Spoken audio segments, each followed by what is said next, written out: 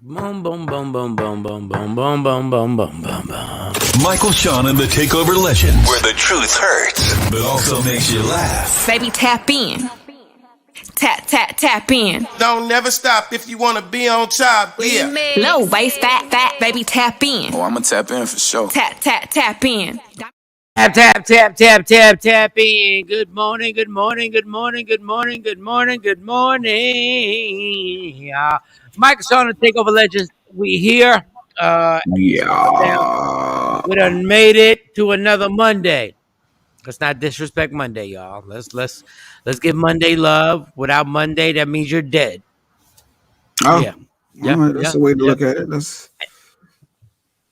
I'm just saying, like without Monday, if you ain't wake up today, that means what? What does that mean? You're no longer with us. What's that mean? Not no longer with it. What it mean? Your spirit is still here. Your spirit is there. No, it means you're dead.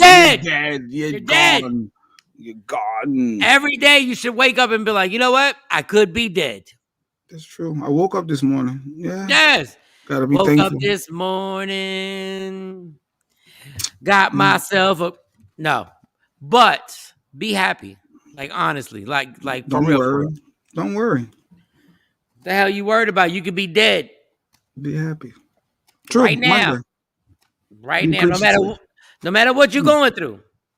Guess what you could be? You could be dead. You could be dead.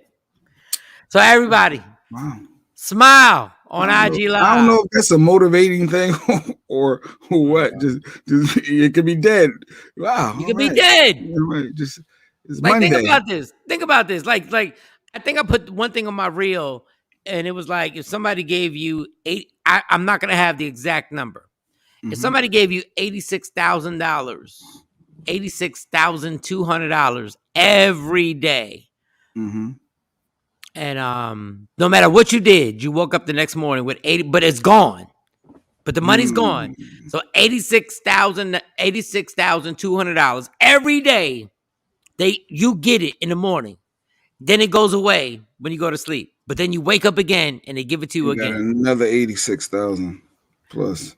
And that's the money that you got. What would you do? Because you know every day it's guaranteed it's going to be there as long as you're alive. Well, first thing I'm gonna do is hold on to a couple of them just to make sure there ain't no scam that it's really gonna be there. Exactly. I'm gonna make sure it's there.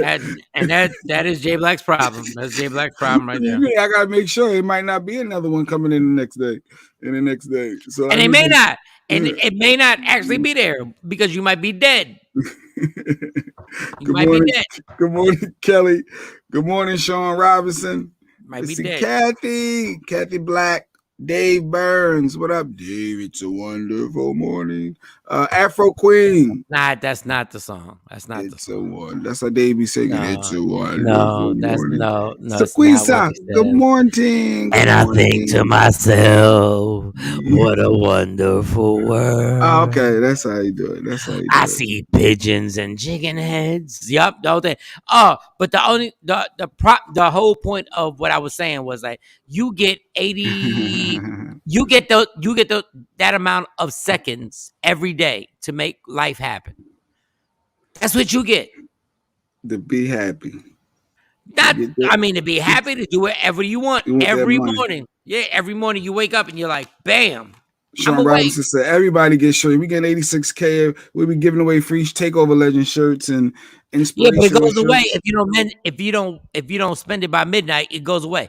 Oh, on some Brewster's Millions type of thing, old school Richard Pryor movie. Okay, and that is the amount of seconds that you get every single day. Yeah, you can spend 86,000 every day if you know if that was part of the rules in order to get another 86. Y'all are missing the point. Y'all are missing the point. I'm talking about the profit of your time. There's nothing more profitable than your time. So this is the time you get every single day when you wake up.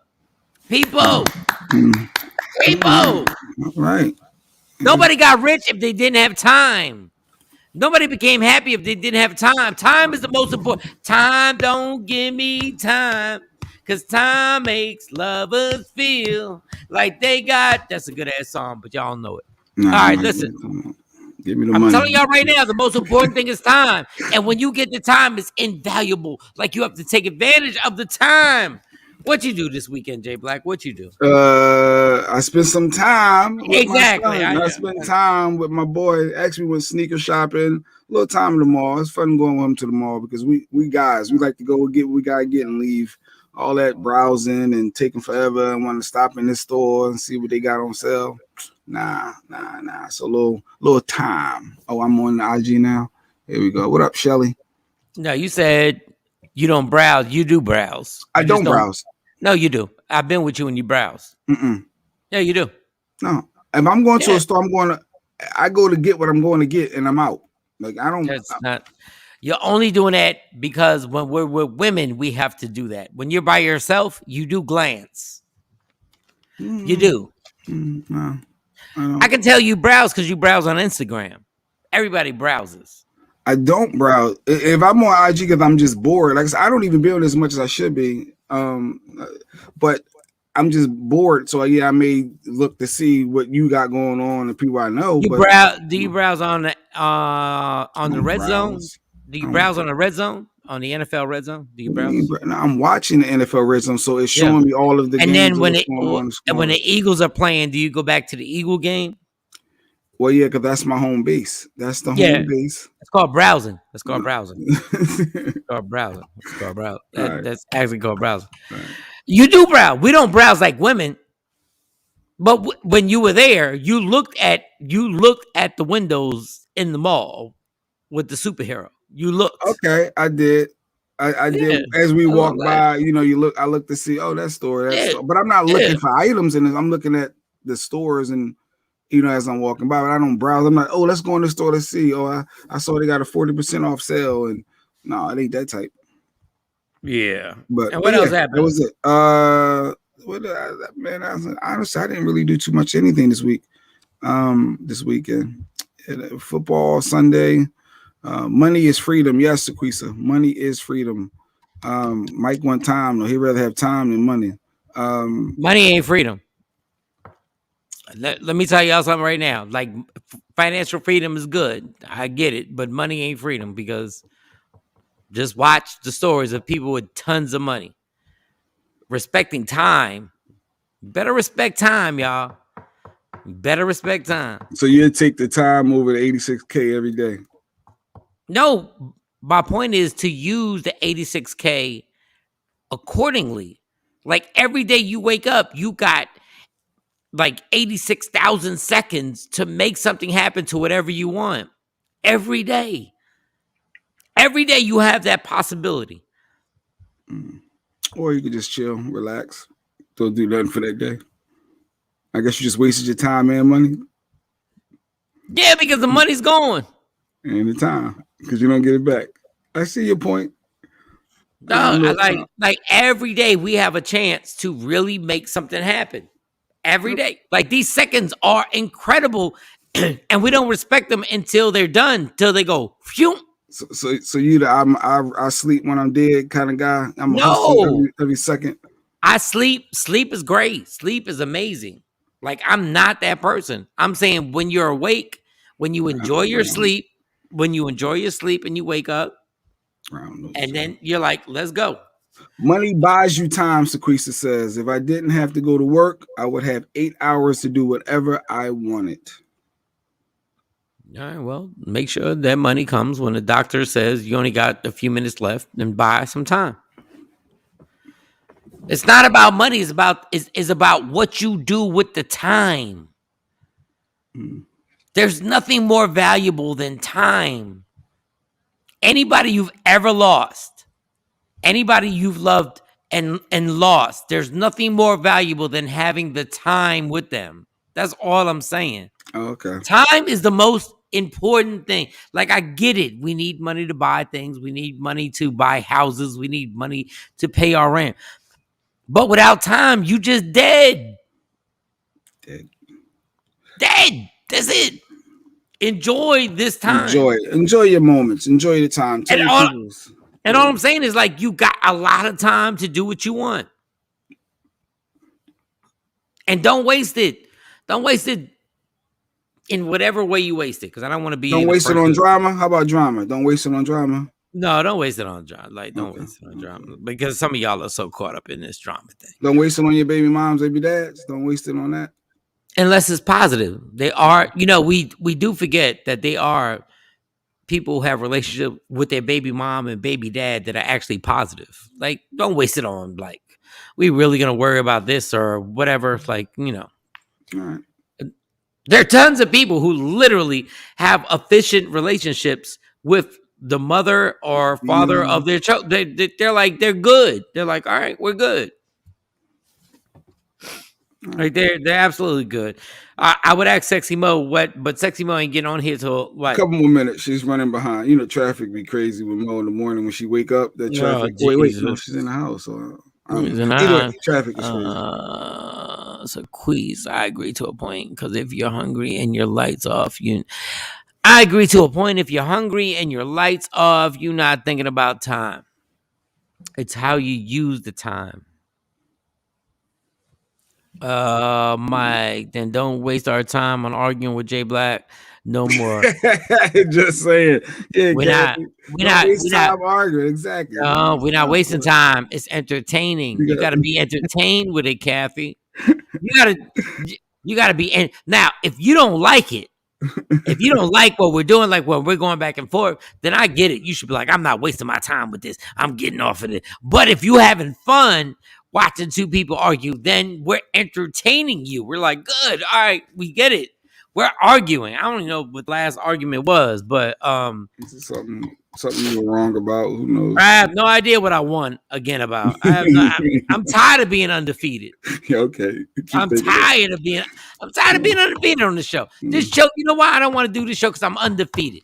That's the thought process. I'm tired. All right.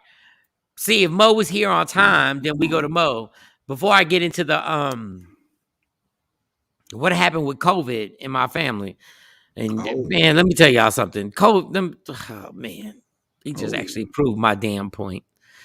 They proved my damn. Y'all proved my point on how there's no common sense. And how it's not about whether you're for the vaccination or not for the vaccination. It's not about that. It's about the common sense that goes with. Okay. All right, let me grab my paper right now. You said COVID in the fam. Are you gonna wait for Mo? I don't know. That sounded interesting, but don't do that sound. Don't do that. That was a pause. But go ahead. Jeez, you're always pausing. We need to do the over pause. The over pause. And the over pause do. It's bully week in school, so everybody hashtag no bullies. We know bullies. Bully week. Anti-bully week. What the hell? But you're not for that. I am. I'm actually. No, you're not. No, you're not. No bullying. No, you're not. Yeah, I don't. You're not. People. You bully me. If anything, I don't bully. In real life, what were you? You told me, you bragged about it. In high school, what were you? Are we talking about the 90s? We're not talking. I'm talking about 2021. I ain't talking about the 90s. Oh, so now you anti-bullying, even though you lived your whole life bullying. Mike, as kids, we know better. So now, as adults, you do better. So then you want to preach. So let the kids know. So you gonna talk to the bullies? You gonna talk to the bullies? Yeah, it's not cool to bully. To be honest, we know you that dude. You know you that person. If a female, whatever, you know you that person. So you ain't got to prove about bullying, making somebody feel inferior and less than and all that. So what you spend most of your life doing? Mike, as a kid, it's different when you. No, it's not a kid. I'm talking about 18, 19, 20, 21. Stop playing. Good morning, Suave. Stop playing. He said no. Stop playing this morning. Positive morning. Happy Monday, people. Well, what did you like? That's like me saying it's a no alcohol month, but I'm gonna ignore that I did drink. So you're gonna ignore. Were you bragging about your bullying? Did you ever brag about it? If you said no alcohol, I'd have said, "Wow, he's been institutionalized. He's been reformed. Let's go with it." What the hell are you talking about? Well, when people have a come to Jesus moment and they change their thought process, and I'm gonna let it go. I'm gonna let it go. So you've been bragging about being a bully a long time. I was young. You was older. I went, You was you know, older. Hov You was said older. he telling you about it, so you ain't got to Uh, go through that. You know, you might want to apologize for your bullying tactics. You I might want absolutely to. anybody I ever bullied as a kid in the Yeah. '90s. A kid when you in your 20s. I Yeah, apologize in your uh, 20s. for Yeah, any in your bullying 20s. that Bring you your have 20s felt. up. Here comes the entertainment. No, Jagger, we're not going there.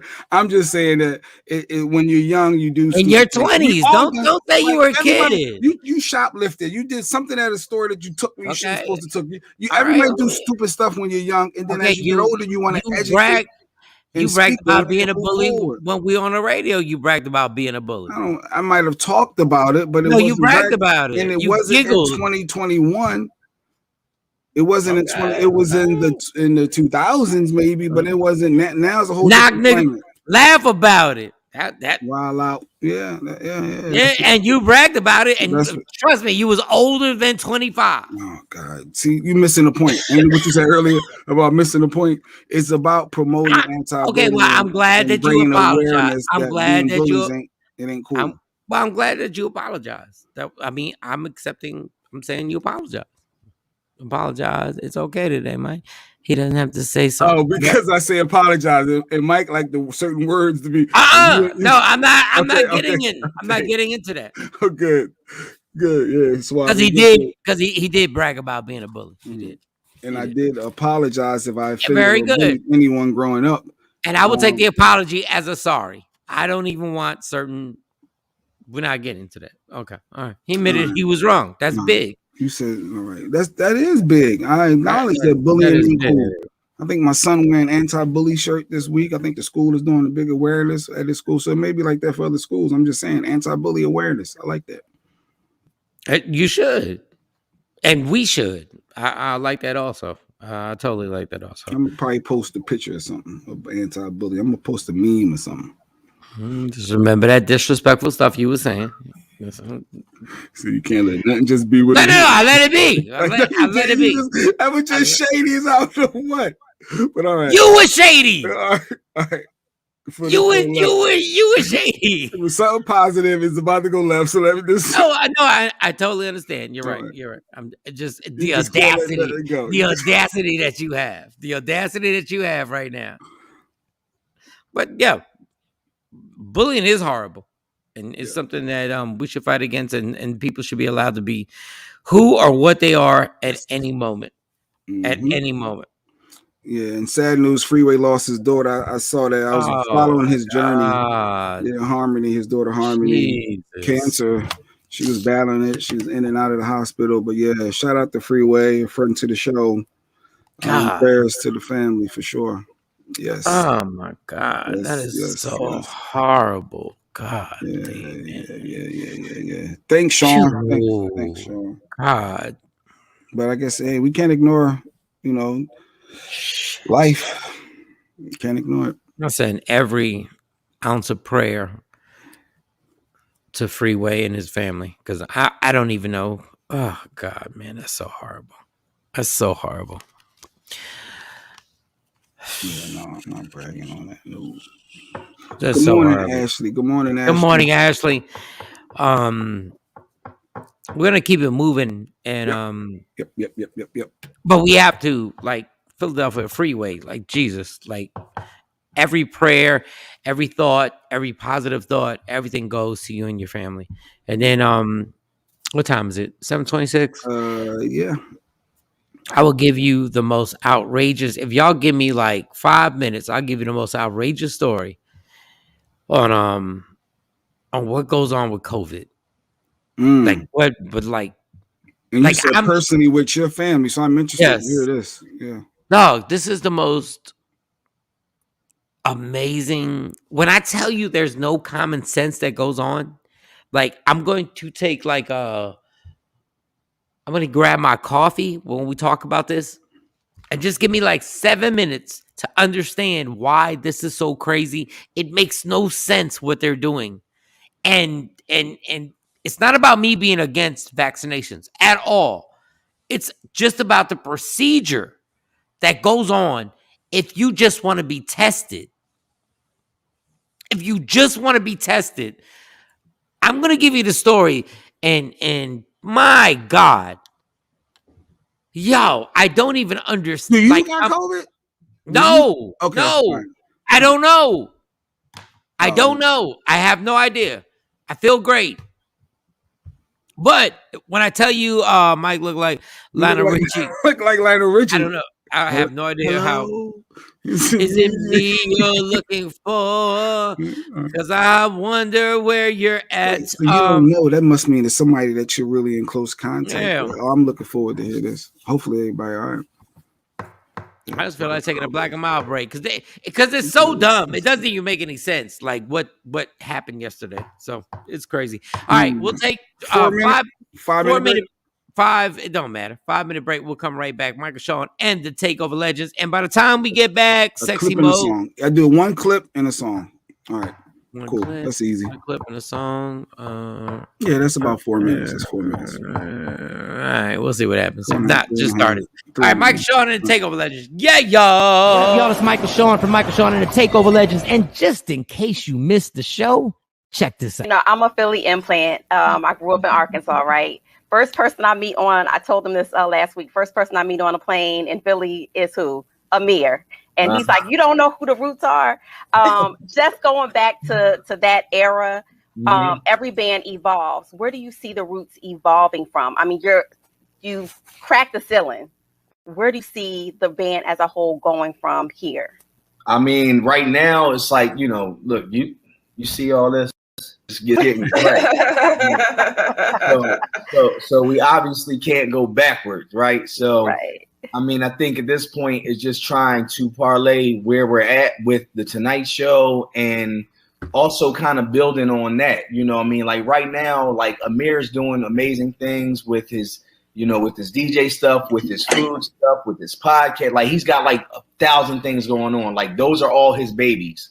And you know, Tariq, you know, Black Thought has a you know, he has a play getting ready to happen off Broadway. So you know, something that you call Black No More that he, you know, that he wrote and had everything to do with. So, I mean, these are just the steps that are kind of, you know, happening for us, you know, in different ways. Me, on the other hand, personally, like, I think everybody's doing, like, where the Roots is kind of, you know, going is just everybody's doing a little bit of this and a little bit of that outside. And then we all meet back up for our nucleus at the Tonight Show and at Roots. You know, Roots performances. So that's Musically, any new music you think? Yeah, I mean, it's in the pipeline. Like it's but so the thing about us too is that we're always writing, always working, always recording, like every day.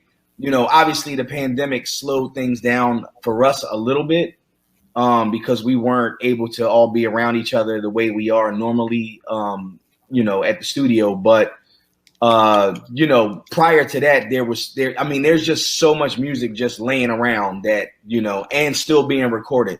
And, you know, Tariq is always recording and writing and, you know, getting beats from this person and that person. And, you know, Amir's always creating and, you know, I'm in here trying to get stuff together. So, yeah, there's an album coming. There's an album coming. Search Media Room 360 on all streaming platforms. Michael Shawn and the Takeover Legends. Yeah, yo. We the worst records, baby. We about to create a perfectly horrible song. Y'all know I've been in the gym, and now all I wear is tight shirts, tight shirts, tight shirts, tight shirts, tight shirts. Yes, I do. Michael Shawn wears Tight shirts every day. I wear tight shirts cause I'm working out some. And if I wear the right size, you won't see none of my little cuts in my arms or whatever. Short sleeve tight shirts in any type of weather. People talking trans when they see me in the street. Your shirt's so tight, we can see your heartbeat. Man, clown me if you want, I'm sticking to my guns. And when the summer comes, it's gonna be fun. You can crack jokes and treat me like a jerk, but one day you'll see my six-pack right through my shirt. And even if I wanted to, I just can't stop. I just might rock an Ezekiel crop top. Whoa. What? Did I take it too far? What? Yes. Whatever.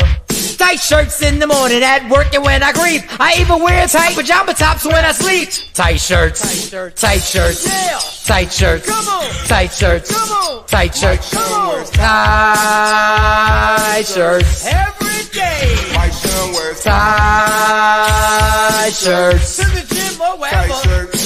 tight shirts. Tight shirts, tight shirts, tight shirts, tight shirts, Michael, Shawn, and We the Worst Records, Pluto, Aristotle, and P Skills have just destroyed or created another perfectly horrible song. Yeah. Check out the next single, Grown Man Wearing Skinny Jeans.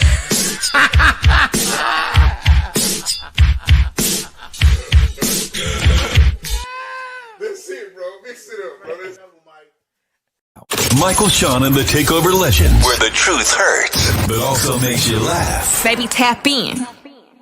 Tap, tap, tap in. Don't never stop if you want to be on top. Yeah. Low waist, fat, baby, tap in. Oh, I'm going to tap in for sure. Tap, tap, tap in. Tap, tap, tap, tap, tap, tap in. Good morning. We done made it to a Monday. Shout to Monday.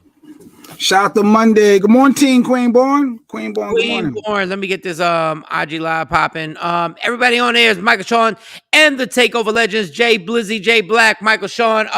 We're waiting on Dave Burns got comments. Obama campaign for Virginia Democratic candidate. What did you go ahead? Mick what? Mick All Life? Mick All Life? Mick Yeah, we not the best with that. Yeah. I know we need to bring awareness to all those My phone's starting to get text messages again. I was like, it's that time of the year where the elections and all that stuff. It ain't just the presidential elections, people. This is how they midterms. We should get Dr. Smith on here. Get Dr. Smith on a regular. Let me try and get Jay Black on here. Jay Black, get on the IG live. It's spinning. See. Yeah, support all these candidates that we need. Judges, all that. All right, y'all. Let me get Jay Black on the IG. Don't forget to support and share this to your page. Gotcha. Should bring Nurse on here. Should bring her on here. Oh, I'm about to sneeze. So, Queese, you need that link? You want to come join? Oh, I don't know where. Yeah, you could. Bless you. What kind of sneeze is that? I'm trying to hold my sneeze, son. Yeah. Pause when you sneeze. You sneeze. I'm not pausing. I got a bit called the overpause. I got this bit called the overpause. I got this whole bit with just over pausing. Everybody on here. All right, so my fiance. Let me get to this. So my fiance, she works at a daycare, and there was a child that wound up positive for COVID. So they call her in the morning time yesterday, and they said, you got to take a rapid test, and you got to come in here because the child was whatever. Now, everybody in my family is vaccinated. So Stace goes, and she goes and come to find out that she has it, and she's positive, and she's in the room. I'm sleeping downstairs now, and the whole nine. So the rapid test came back positive. The quick test. Yeah, the rapid test. The quick test came back positive, and we're like, okay. Everybody felt fine, even though Stacy did feel under the weather. So now it's time to get the family tested. Yeah. So I'm like, all right. So I'm like, I'm not gonna. Jay Black sends me a random text. What bets do you think will win? And I couldn't answer him because I was like, they got me caught up. But I knew what bets because I won 2 out of 3 bets yesterday. Yeah, I'm texting you about football and what bets that you placing so I can get mine. I wanted to send him the Giants will beat the Panthers, and I knew he was gonna be like, I'm not betting on it. Yeah, I wouldn't have took that bet anyway. But you had bigger stuff you were dealing with. Yeah. But the Giants, before that, the Giants did beat the Panthers by more than 8 points. I won. And the Green Bay game was the one I wanted to send him, but I couldn't get caught up to send him. Bet on Green Bay beating Washington.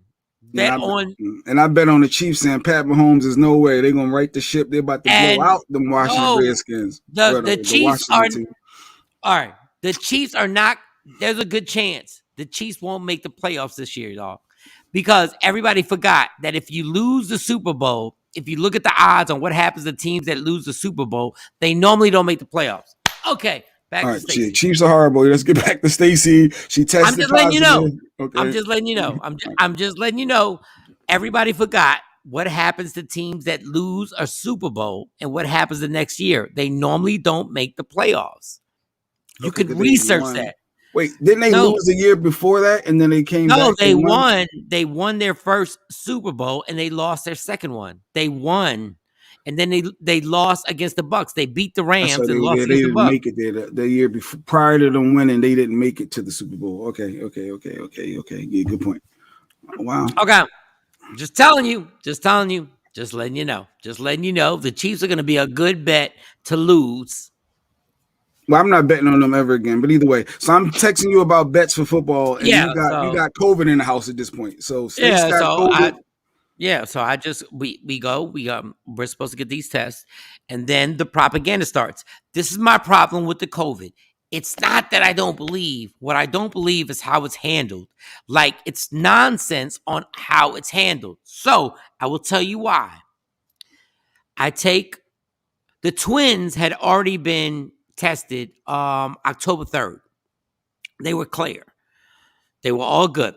So me and Monty and Stacy. What they got to do with October 24th, though? I'm going to tell you. Okay. I'm going to tell you. So when we meet Stacy and Amani, we go because they say, if you've already been tested, we can't test you now for exposure. So the twins can't be tested again. Because they was tested 3 weeks prior. Yeah. And they're like, no, we can't. And the same face you're making, I'm making. Okay.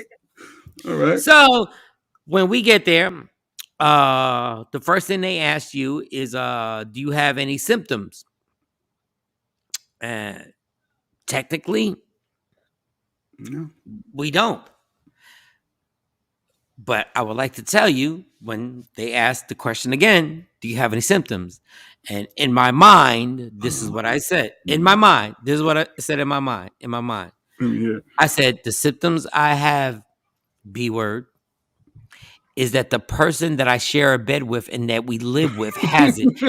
That is the goddamn symptom. The goddamn symptom is that the mother that takes care of my kids has COVID. That's the damn symptom. The person that is with me and my children every day, who we just finished putting something together in the room last night for Amani's room. So yes, that is the goddamn symptom. That's the symptom. So when we go there, I make the mistake because I don't know the angle on this. So I make the mistake and I go, well, no, really, sister. God, thank you, God, that the woman was an African-American woman who said, I'm going to ask you the question again. Now, obviously, I'm not going to tell you where this happened. Yeah. Obviously, I'm not going to tell you where this happened. Obviously, I'm not going to tell you where this happened. She was like, I'm going to ask you, you got a slight fever and a scratchy throat and a slight cough? And I said, oh, yeah, I do. Mm-hmm. She said, your daughter has a slight fever and a scratchy cough? And yeah, she does. Mm-hmm. Everybody start coughing. Yeah. Now, I'm getting this whole thing, but my kids are on a different health plan, so I'm not on the health plan. Do you know the test ain't even free where I'm going? They charged me $200 for the test. $200 for a COVID test? Yes. From the house, the clinic or place you went to without. And this is a very big hospital. This is a huge thing. But I'm sitting there going like, okay, they're taken care of because I'm not on anybody's health plan. But we all have a scratchy voice. We have a scratch. We got a slight cough. We got this. In order to get the test, we have to. Okay, I've been telling y'all this for like 10 years of my life. The truth is overrated. Because we literally had to be like, these are the symptoms we have, even though the woman who takes care of this house has COVID. We're gonna have to lie about having symptoms. Well, they don't want everyone to get tested just because they think somebody that they can't. Like, Well, then what the hell is this ruckus about then, Jay Black? What is the ruckus about when y'all been telling us we want everybody to get the vaccine? We want everybody to get tested. What is this? I guess because some people, they just think, oh, I want to get tested just to see. They're not doing it for that. You should. If you don't have any symptoms, I guess you could be asymptomatic. I don't know. And they sell COVID tests in pharmacy stores. They sell them. The lady, then I got to see the doctor. The doctor says the craziest thing ever. Those rapid tests, they're not 100%. You need a PTR. And that's what we're getting. You need a what? A PTR. A PTR? PTR. Yes. It's a molecular test. Those are the most accurate out of the two. Those are the ones that we have to wait 2 or 3 days for. Mm-hmm. Now, this is where it gets crazy, right? The twins have been in the same household as their mom, right? She has COVID. They're like, I would like to get them tested. We can't get them tested because we can't test for exposure. I'm bugging now. Like, wait a second. It's only okay. So but you can't. But okay. So we both wind up getting tested. They're not coming back for 2 or 3 days. This is what I'm talking about. The common sense in this COVID thing is so stupid. I say, can Monty go to school? She has no symptoms, right? They're gonna say yeah. They're gonna say no. She's been exposed to someone who has COVID. Potentially. Now the same people who live in the next room over, the twins, I say, well, can they get tested? No. Can they go to school? They say yes. Okay, I'm done with y'all. I'm done with y'all folks. Wait, so they can't get tested, but they can go to school and they're in the same house. So the same rules don't apply. They go, do they have any symptoms? And I go, no, they're fine. They go, well, they can go to school. So they give Monty a page of stuff where they can go like, she's excused from school. But the two girls who live 7 inches away from them, who are living in the same place with the mom, I'm sitting there going like, what? This is what I mean, y'all. This is what I mean about there's no common sense to this. There's literally no common sense to this. None. I'm like, wait a second. So, and now let's rewind back. The symptoms that me and Amani said were fake because we just wanted to get tested. We didn't even have these symptoms. Mm-hmm. But like we didn't even have them. So it's okay for her to go to school and potentially spread it. Yes. And Sequie says that our nurse practitioner saying the rapid test catches it after about 4 days. So before that, you will be negative. So within that 4-day window, you could be potentially spreading it before the test results can indicate that you have it. But I just assumed they were like, nobody should go to school. Nobody. No. They were like, well, the twins were tested on October 3rd. They can go if they have no symptoms. And Monty 3 weeks ago. And Monty's like, I don't have any symptoms. I know. I don't have any symptoms either. Like, so they were like, send them off. Like, technically, we couldn't even, if we would have said we did not have symptoms, we would not have gotten tested. Mm-hmm. What sense does, and this is the icing. Heard of that. That's crazy. Hold up, this is the icing on the cake, Mo. This is icing on the cake. There was nobody there except us. It was empty. It wasn't overcrowded or? No. Everything had to be done by phone and email. And you got there and you were in the urgent. Anybody who was ever gone to an urgent care, anybody knows the word that should never be put in urgent care is urgent, because you're never going to be seen urgently. This is true. This is true. You will be there. I don't care if you have an upper respiratory infection and you just can't breathe a tad bit. You will be there for like 3-4 hours. Just like emergency room is the worst word ever. If you don't know the angles on how to get in there and be like, if you don't have a bullet wound to your heart, But there was Belong to the heart. but there was nobody there. Like we were literally the only people there. And I heard them talking on the phone. And if it wasn't for this one African American woman, I'm That telling looked you, out. we wouldn't even know. And y'all gonna think I'm lying about this, but my oldest daughter is my witness. After we got done, we're walking out, and the same African American woman who looked out for us, right? Looked out for Mhm. us, is outside of the place with another young woman. And Mhm. you can tell the girl's young. And we walk by, all I hear her say is, yeah, after the third pregnancy test, you're pregnant, sweetie, but there's no reason for you to go in here and waste this situation to have another one. She's like, so she's the helper. The Like helper. she's Yes. literally trying to look out for people. Yes. And my daughter's looking at me like, why you always gotta be a comedian? I was like, she might as well play in a baby shower. It's on. It's on now. Like it didn't, but So that was the she's a whole. lookout. So she's helping. The real Oh, story, the realness, she is trying to help people out. trying, and she gave me the whole. She was like, "It's gonna be $200. Do you want to pay it now or make a payment?" That's ridiculous. And I was like, maybe that's where the money. So what about charity care? Well, I guess there's no charity care for urgent care, only hospitals. But that's ridiculous. yeah. I mean, where I live at, you go in if you don't have insurance or if you have, I guess, Medicaid or Medicare, you're still getting a test. You're still getting a test. Yeah. So Urgent care. is that the scam where the money urgent care came out to the car, they did the test for them. So urgent care, they come to your car to test you. But is that where the scam is? Some people will say that it's about money and It's always about, but it's not a is. scam. But it's not a scam. It's just consistency. It's always about money. It's always. And then the funny thing, she was like, and she tried to look out, but I took it a certain way. She was like, you can make payments, or you can pay $100. And I'm sitting there going like, in my mind, I was like, B, you don't know me. I'm good. Like I got this. Like we're good. We're good. But the funny thing is, as we walked out, nobody stopped me for the payment. And you think I was stopping?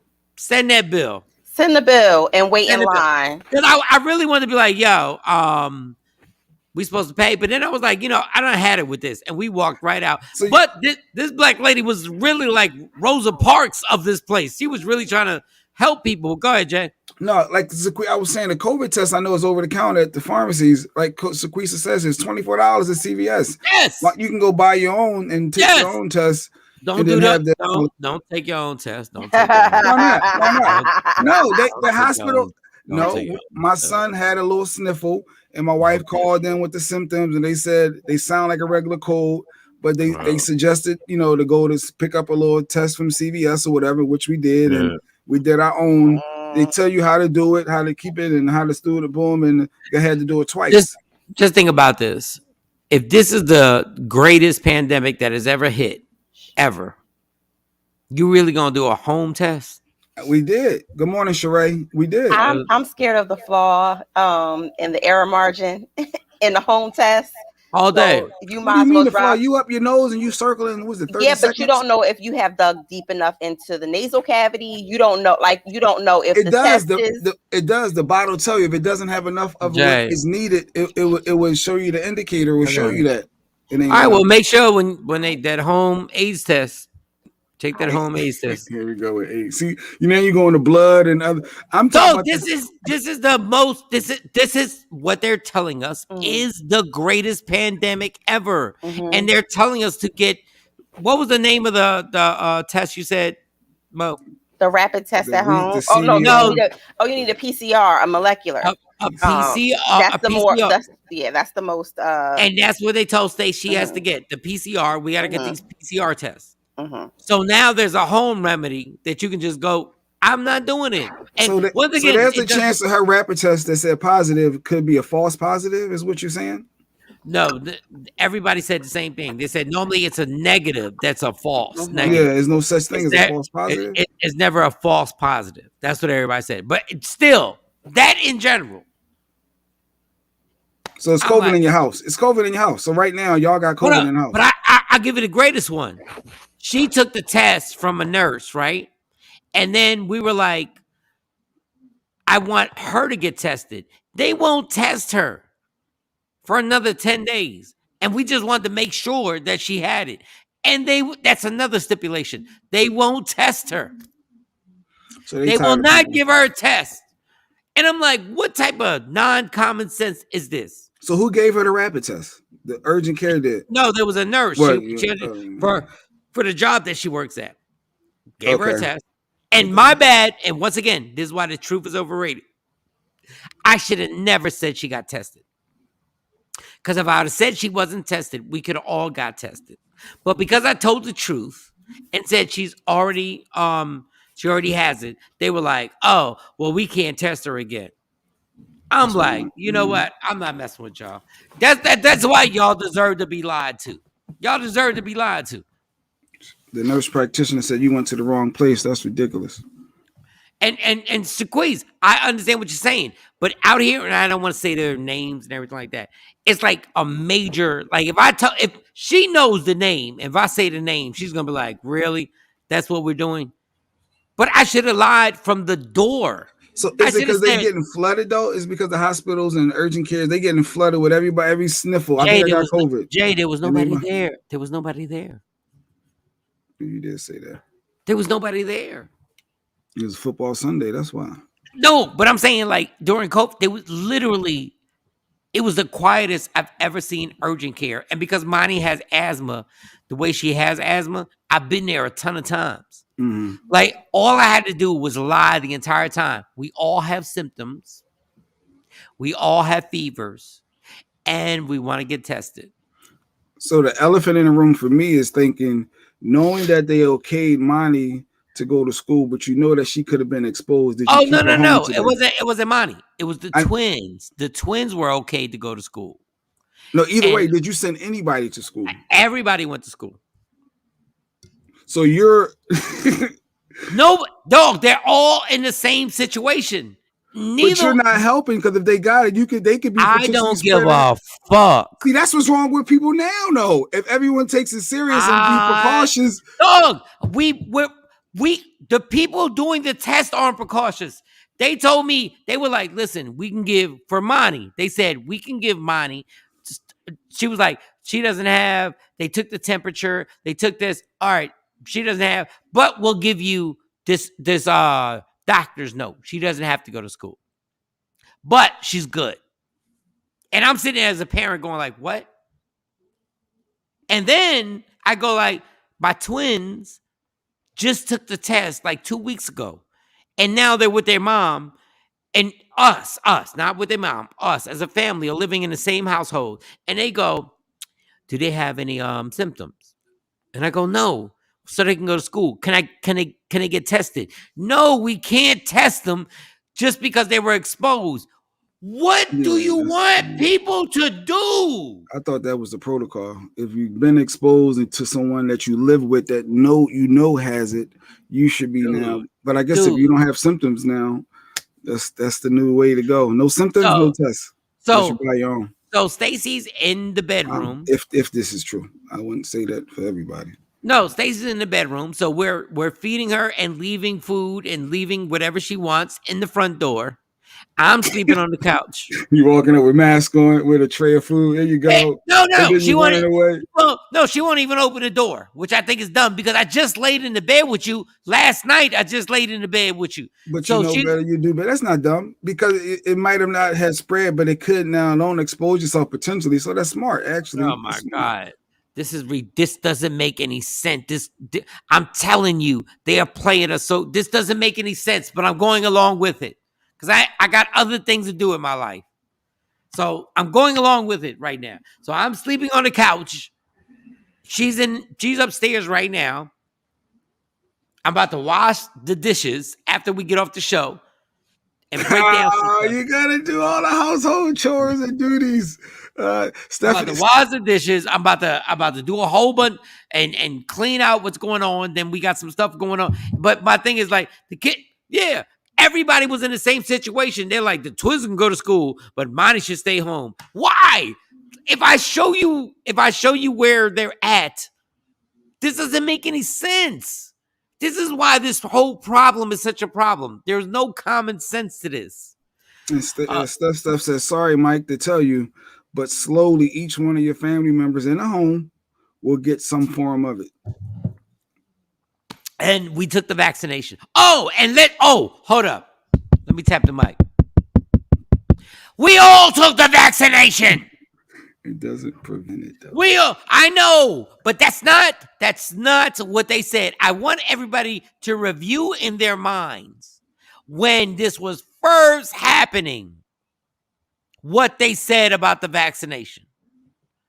I want everybody to review what was going on and what they said and why. Now they want the booster.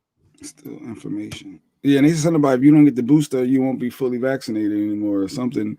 Something Now, that's going on about the hey, booster. y'all, everybody get the booster now. Everybody get the booster. But And every Saquisa, time you talk about COVID, my that's what happened. You everything got kicked goes out. out. I am convinced. But Mike, Saquisa saying what I'm thinking.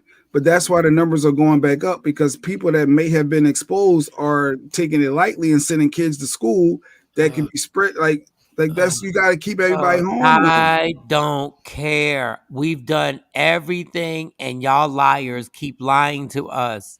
Y'all won't even test people if they were exposed. Y'all won't test kids that were in the house with their mother, and y'all go, we can't test them.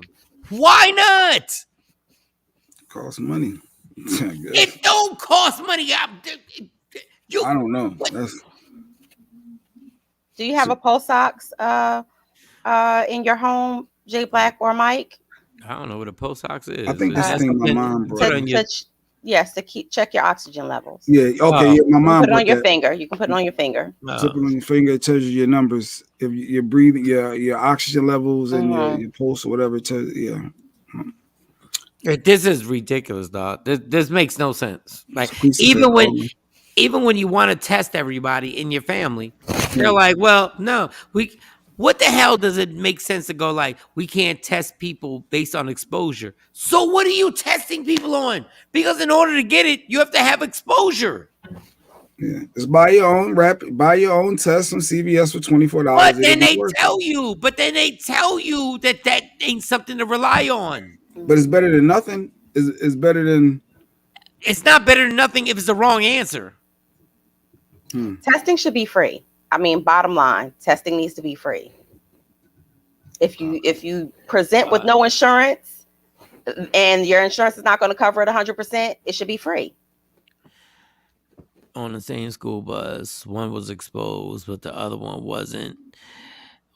So he had to go to school. So you know what they're using in the schools to measure, because I get these letters every week, right? Anything to measure. It says if your child has not been exposed for 15 minutes or longer to a person within a 24-hour period, then they're good. So I'm like, does COVID just say like at 14:59 you're good, but at 15 hit, I got you. Mo, please. Oh, that's it, right? Get on his IG, Mo. He wants you to say that on the IG. Get on his say IG.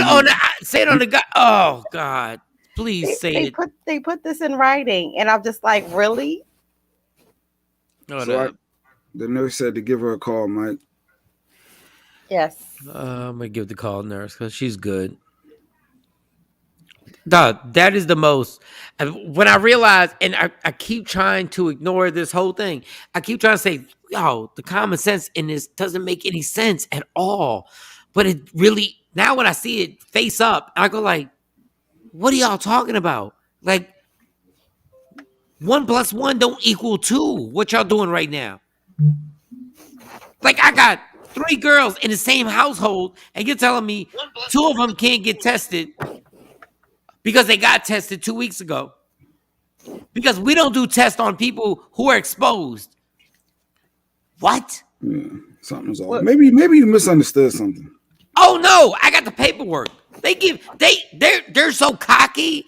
They give you the paperwork to tell you. So I don't like reading a bunch of stuff over, but guess what? I'm sleeping on the couch. So I read the whole thing over. And I was like, Stacy got COVID. Stacy got COVID. I'm in the Mike Stacy, line. not Stacy Mitchell. No, it's just amazing because then me and Monty are sitting there. And Monty's like, okay, so we're like this. This is how the game goes. So I'm like, they said the twins can go to school because they haven't been exposed. And then Monty hits me with the good old Monty reality check. She goes, Dad, you know we had to lie about our symptoms, right? And I was like,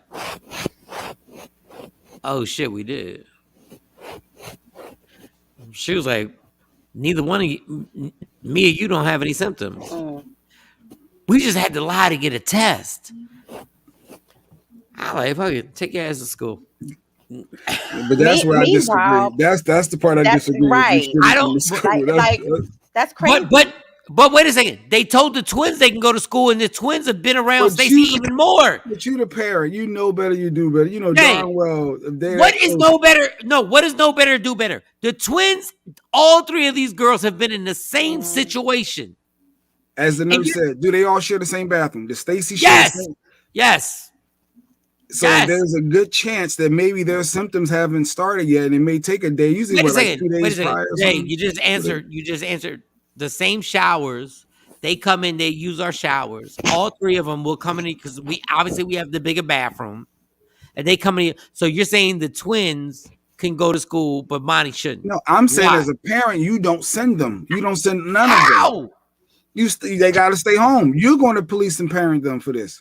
Police and parent them for what? If they just got tested? They may have been just because they was tested 3 weeks prior or 2.5 weeks prior doesn't mean they didn't have it the day that they left. They could have got exposed literally the next day. And knowing that Stacey's positive, as a parent, we have to do I know it's inconvenient. Now we gotta. It's not inconvenient. It doesn't you gotta change up a lot. It's not it don't make no sense because you're telling me to send the twins to school. So you're telling me that's what they said. You don't have to do what they said. So now I shouldn't listen to the medical field. If you're being extra cautious, it's okay. It's one thing you're not. So now I shouldn't listen to the doctors. You know what I'm saying? If there's something that could potentially help save it from spreading, don't listen. You want to be extra. You can be extra cautious. I got it. So don't listen now. Don't listen when they say to do X, Y. You know what I'm saying? So, I know exactly what you're saying. You can be extra cautious. But don't be ignorant to ignore things that can help. I'm being extra cautious because I'm not listening to the doctors. Go ahead, Mo. So herein lies one of the issues. My son, someone in his class was exposed to COVID. They cleared the whole classroom. He was the only kid in the classroom because on that particular Monday of exposure, they said that he wasn't there, so he's good to go, right? But these letters I get every week from his school basically measures it by if your kid has not been in proximity for 15 minutes with somebody who has COVID within a 24-hour period, then they're good. And my thought process is, so at 14:59, they're good. Like they're good. They're okay. But at 15, when it hits 15 minutes, COVID gonna say, "Ooh, I got you." Like I think that's the most asinine thing in the world. Like in terms of measuring somebody's level of exposure, whether they're a threat or whether they're in danger or not. Droplets are droplets at 4:59, or whether it was at 7:59. Droplets are droplets. Every football game we watch, every basketball game we watch, there's over 20,000 people with droplets with no mask on. Nobody has a mask on at Lakers, Sixer, Boston, any team, any football game you watch. There's nobody with a mask on. Why are we believing this nonsense? There's nobody with a mask on. They went from having empty stadiums to having full stadiums with nobody with a mask on. I don't ever even remember there being like any type of, this many for this game, and then we're just going to go ahead and titrate up. I don't remember seeing anything like that when it comes to sports. It was just like, we're open. Yes, we're from zero to everybody. Yes. Last night, there's not a game that you saw that any football game you saw didn't have less than 60,000 people there with no mask. Full capacity. And that's why the This is numbers what going back up Phil, because but this is people are what sending their kids to school knowing that they potentially, whoa, well, ain't whoa, the whoa. potential that they've been exposed. Blame your football teams for having 50,000 people But in do your part. stadiums. I No, get I'm what not you're doing saying. my part. Do I your did my part. part. They told me I did my part. I did half my part. They said the twins can go, and then they told me Monty can go to school too. You know better. They were like, Monty can go too. But herein lies the thing. Most parents rely on medical authority, right? So if medical authority says, hey, they're okay, then 9 times out of 10, parents are going to send their kids to school. I've been asking everybody to use their common Because sense what are you forever. right? I Yes. mean, and that keeping them back and things like that and second guessing, that's where your common sense is kicking in. I But kept the most kids. people are relying on their Yes. their medical professionals. I kept the As most kids. people do in society. I kept these kids for over a year going to school online. And now y'all like the people who are living 3 feet from each other. You send them to school, but you keep her here. What sense does that make? And then I'm sitting there going like, we wanted to get Stacy retested. We can't retest her. Why can't you retest? What do you mean you can't retest her? They don't off a rapid test. They were like, we can't retest her off a rapid test. Why? Because we just don't. So no PCR, no molecular test because you took a rapid? Yes. I guess unless the symptoms get worse. Just, dude, this is not simple. But you can be asymptomatic and still pass COVID to other people. And that is the bigger issue, because just because I don't look sick, just because I don't have all of the typical symptoms doesn't mean that Jay Black, I can't get you sick to where you're on your deathbed. It doesn't mean that I can't come back home and make my children sick or make my husband sick. That's crazy to me. And that's probably how Stacy got it, from a parent that sent their kid to the daycare that could have been exposed. Because it's weird that the kid was tested. Yeah. You were in my house. This is what Jay gets holier than thou. You were in my house with a bunch of people you don't even know. You don't even know, and you did not have a mask on. You don't even know them. Mm-hmm. And you ain't been tested since then. Of course not.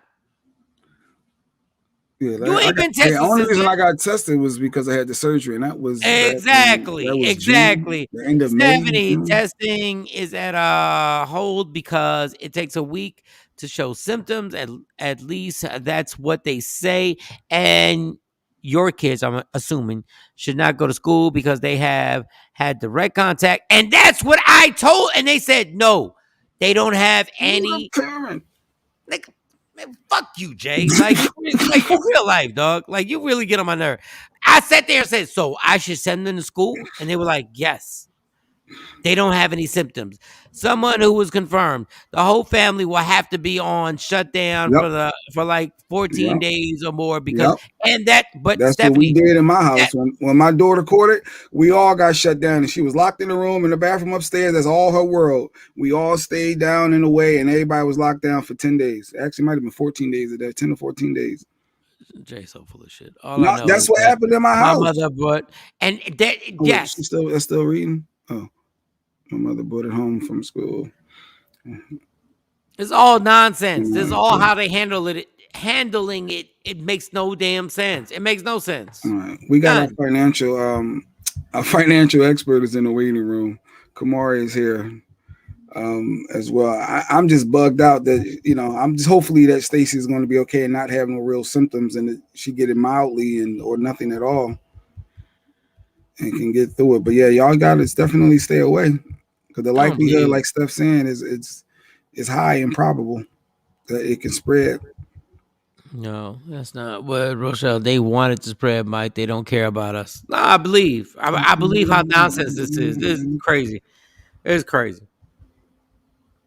Like, this makes no sense. Like, these are like actual people telling us, like, you're literally trying to get tested and trying to get everybody tested and retested, and they're sitting there going, and there's nobody there.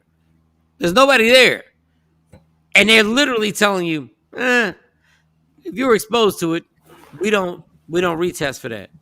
And I'm going like, what? You don't retest for people who are exposed to it? No. Nah, we don't. How does that make any sense? Well, good morning to our guests. Good morning. Morning, y'all. Are y'all gonna box? Y'all need gloves? Oh, he don't want that smoke. No. He think he No, do. he don't want that smoke. His whole life he thinks he has. He never wants to get in a ring with me. He Never. don't want that. Jay, I bet you. How much you want to bet? You crazy. If it wasn't will- for this surgery, you're crazy. I will wait a year. You don't box. You have no I box. box enough. I watch it enough. A lot You of want no smoke? street fights. Come on now. But either way, that would be interesting to show you that. Oh jab is real. no! To show you my left hook to your liver is real. Okay. Can we get a celebrity boxing match Here going? we Oh go. my God, dog! I would. Can we raise some money for that? But you know what? And the But privilege? it's not fair because his shoulder is hurt, so it would take like 2 years. No. No. I mean, I'm saying it wouldn't be right to actually do that Yeah. because he needs at least a year. Yeah, absolutely. To take that L that he would take when I got him peeing blood. You wish. Yeah, okay. I mean, Dag, Mike threw the whole FUJ on there. I know. I was That's what backstage like, wow. when he gets frustrated and he can't articulate, Watch out, he just watch want to out. curse. Oh no! and- First of all, there's no That's- such thing that's as what you he ever does. articulating That's what he anything does. better than no, because Jay does this. When I'm right, that's what he does. Right. Instead No, of just Jay. saying you're right, I should have kept the kids at home. He want to Jay, go. that's not what he F does. you. Just say I was right. Let me tell you what You he just does. decided not to do that. Jay decides, even when there's information other than that, and we have somebody who agrees with it, Jay wants to get under your skin. And he knows exactly how to do it with me. He knows exactly how to do it with me. Well, that part is true. I do know how That's to get what- under your skin. That's what friends are for, right? Yeah, that's what friends are for. But he don't want that smoke. Well, good morning, y'all. Good morning. And good morning to the audience. Good morning, good morning, good morning. All right, ladies and Good gentlemen, morning, IG. Jay, lead this because I have to charge my laptop before I it's going down. So All right. y'all rock out. So every Monday we have our financial expert Kamari come on, and it was something that we saw about hourly wage. It's two things I wanted to hit on. One is they put up a post about the hourly wages that's needed to survive in an average house for each state. Like what would the minimum amount of money somebody need to make? And I thought that was interesting. And then also I have a close person to me that's struggling financially. The credit is horrible. A lot of things going on, and I'm thinking they don't know how to manage money. So I'm thinking, well, how can they manage money? There's a way I want you to get into a little later. Suggestions of how someone can actually manage their funds, from writing it down to taking this out of this pot first, or some suggestions and tips related to how they can better get through month to month instead of robbing Peter to pay Paul, as they say back in the day. But first, here are the hourly wages that's required to afford a 2-bedroom rental home. And they got a lot of states on here. For example, it has PA as a minimum amount. You need to make a minimum of $20 an hour. So I don't know if the average person is making $20 an hour. But I was like, that's interesting with minimum wage being $7.25 for Pennsylvania. Same thing for Texas. Texas is $22, and their minimum wage, I believe, is still $7.25. So how can you live? $7.25 is the federal minimum wage standard. So looking at those totals, I felt like people are set up not to survive. Like they have issues, right? I mean, you're behind the gun. If I'm making, let's say, $15 an hour, and you saying I got to make at least 20, I'm financially I'm gonna be behind, ain't I? Yeah, I mean, it's really hard, especially for a lot of our folks who are low skills, low income, low education. So it gets really, really challenging. And a lot of times they get left behind. But let's take that a step further, right? Because you got an IG post. I went and dug up the actual report that came from. Mhm. So that was a report from the National Low Income Housing Coalition. And so they do these reports every year. And as you said, federal minimum wage is $7.25 an hour. And to maintain a 2-bedroom household, you need about $24 an hour, right? And so that's where this post is from. So when you look across the board, on average, you need about $24 an hour to maintain a 2-bedroom home in just about any state. Out of all these 50 states, in any state, you need to make about $24 an hour to maintain a 2-bedroom household. And we're not talking about living in Beverly Hills. or in Hollywood or somewhere upscale. We talking about just average. So it gets a little interesting. Now, there are a couple of states where you can live in a 2-bedroom home for less than $20 an hour, but I don't know if anybody wants to live there. So like North Dakota, South Dakota, Wyoming, Nebraska, Kansas, Oklahoma, Arkansas, Mississippi, Alabama, some of those, but you're more, I guess, richer states, you're more educated states, it becomes a little challenging. But it gets embarrassing. Go ahead. No, it gets embarrassing when we live in a country where we will not pay people just the word minimum wage. The fact that you won't pay people a minimum wage to actually have a lifestyle that you say that we should have and make people go above and beyond to do this makes no sense. Once again, it's back to the same COVID thing. A genius is somebody who's mastered common sense. This makes somebody is actually profiting off of us not being able to do this. This is ridiculous. It makes no sense that you have a minimum wage that can't minimally actually get you to live a life.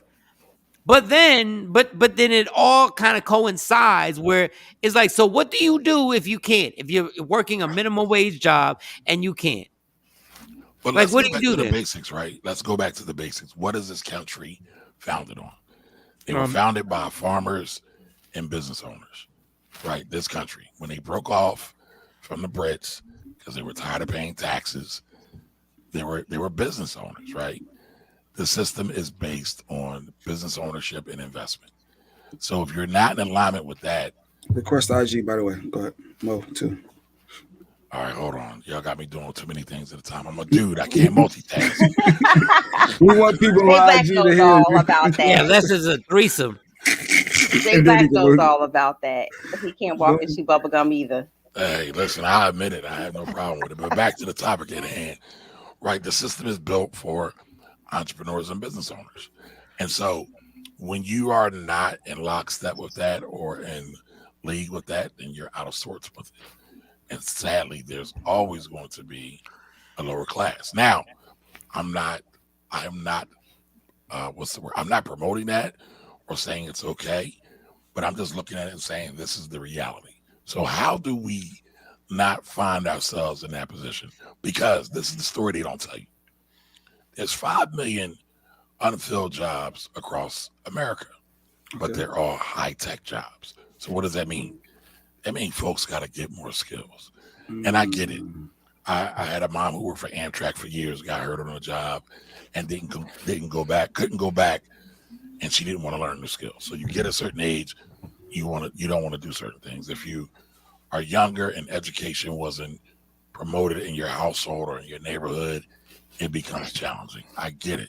A lot of times people don't have access to the resources, but this is always going to be the reality. And the way gentrification is coming, more housing's coming. You're seeing, Mike, you're down in Texas, right? Austin is booming. Yeah. Tesla is moving there. So the way things are going, I don't see any help for the low wage income earners. And mind you, this study is based on full-time minimum wage employees. So I don't see how somebody making $7.25 an hour really has any shot of upward mobility in this country at all. But the crazy thing is, what happens is these same people are the ones that are focused on so companies can make money and the entire economy booms, because they still focus their advertising on them. Yes. They still focus everything on them and go like, you can get this, you can get that, and they still suck it dry from the lower class to the middle class, not the upper middle class, and they suck everybody dry to make sure, yeah. That's why I always say rebel, right? The system is for people to be average, number one. The system is for people to be broke. The system is for people to be complacent.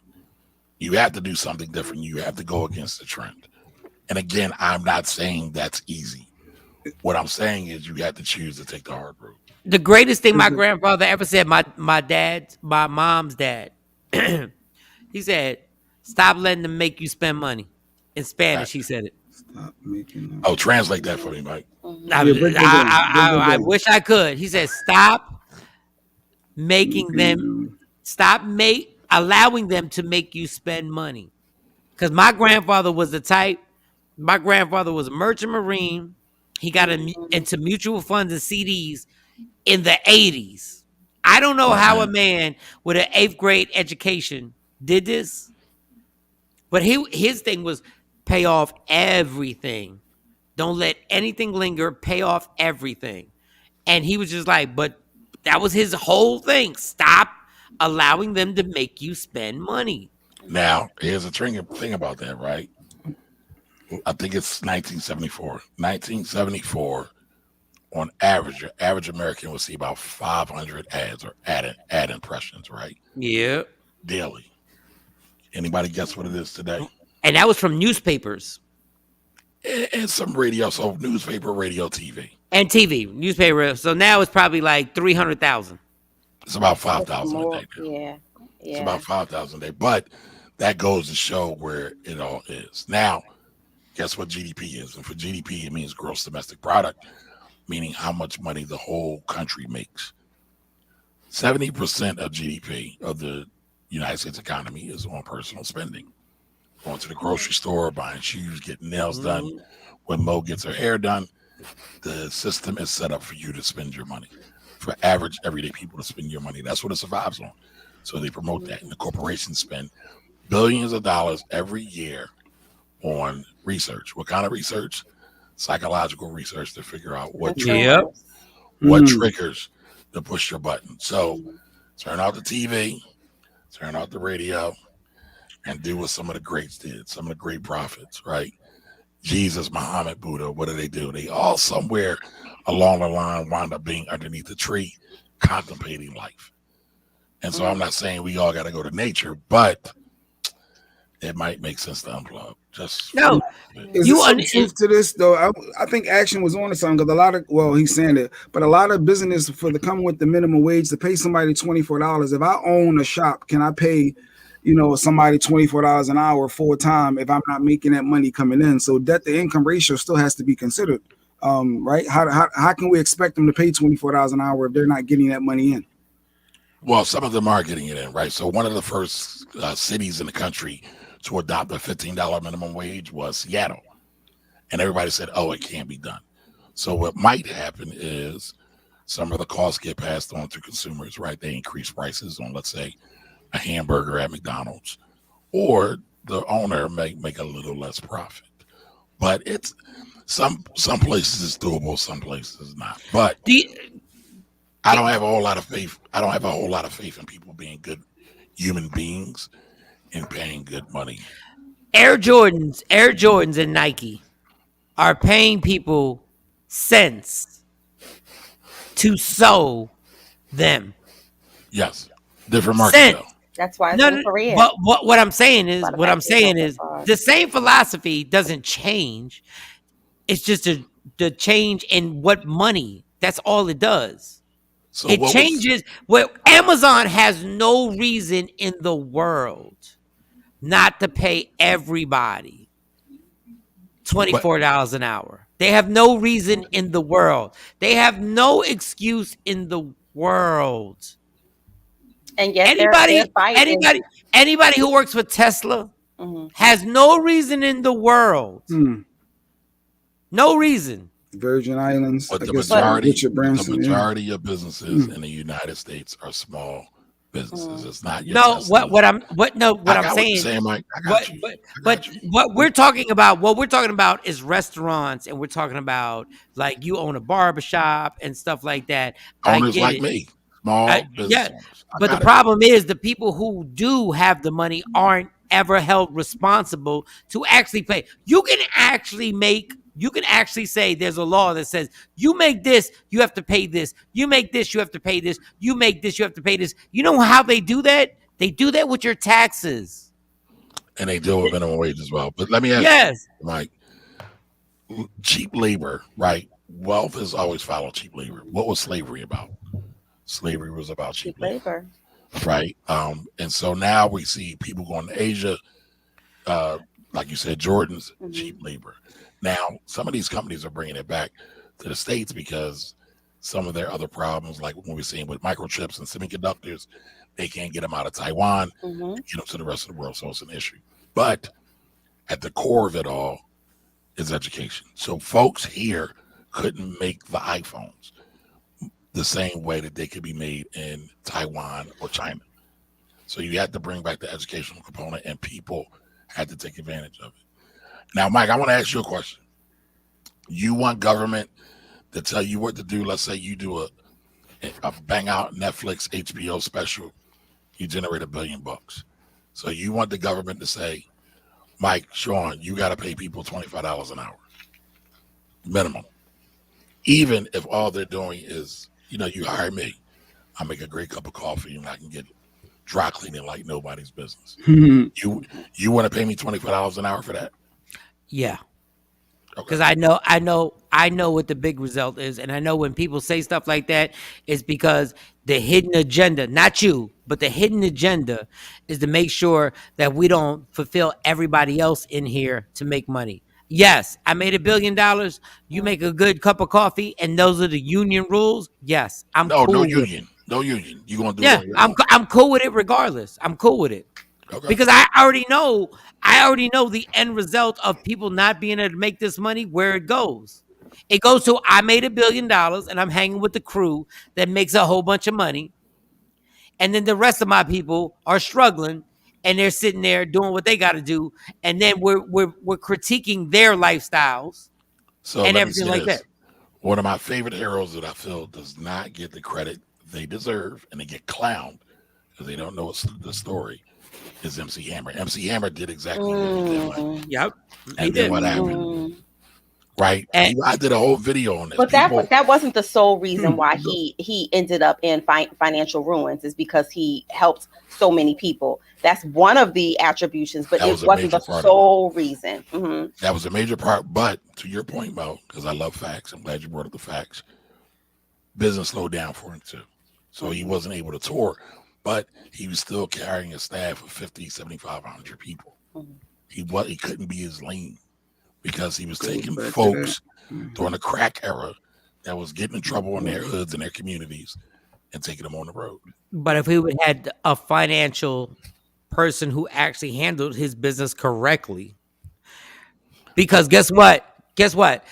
Everybody from Bill Gates to Steve Jobs to everybody has brought their hood with them. But we don't call it the hood. We just call them white people. It's a little different. No, it's not a little. What's a little different is how they did it. They made Amazon is employing millions of thousands of people.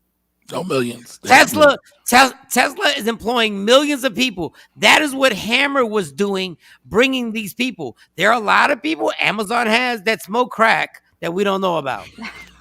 No, there's definitely a lot of undercover crack smokers out there, right? Okay, so what I'm saying, community, a lot of them came from Harvard or went to his middle class, and school. a lot of them are MC Hammer's people was from the streets of Oakland. Yeah, but you keep thinking all these people don't say me. Yeah, but but Steve Jobs' people at Microsoft, and Steve Jobs' people and Bill Gates' people and all them, they were not from Harvard. He brought the people from his hood. They were called the suburbs. No. But Steve Ballmer was from Harvard.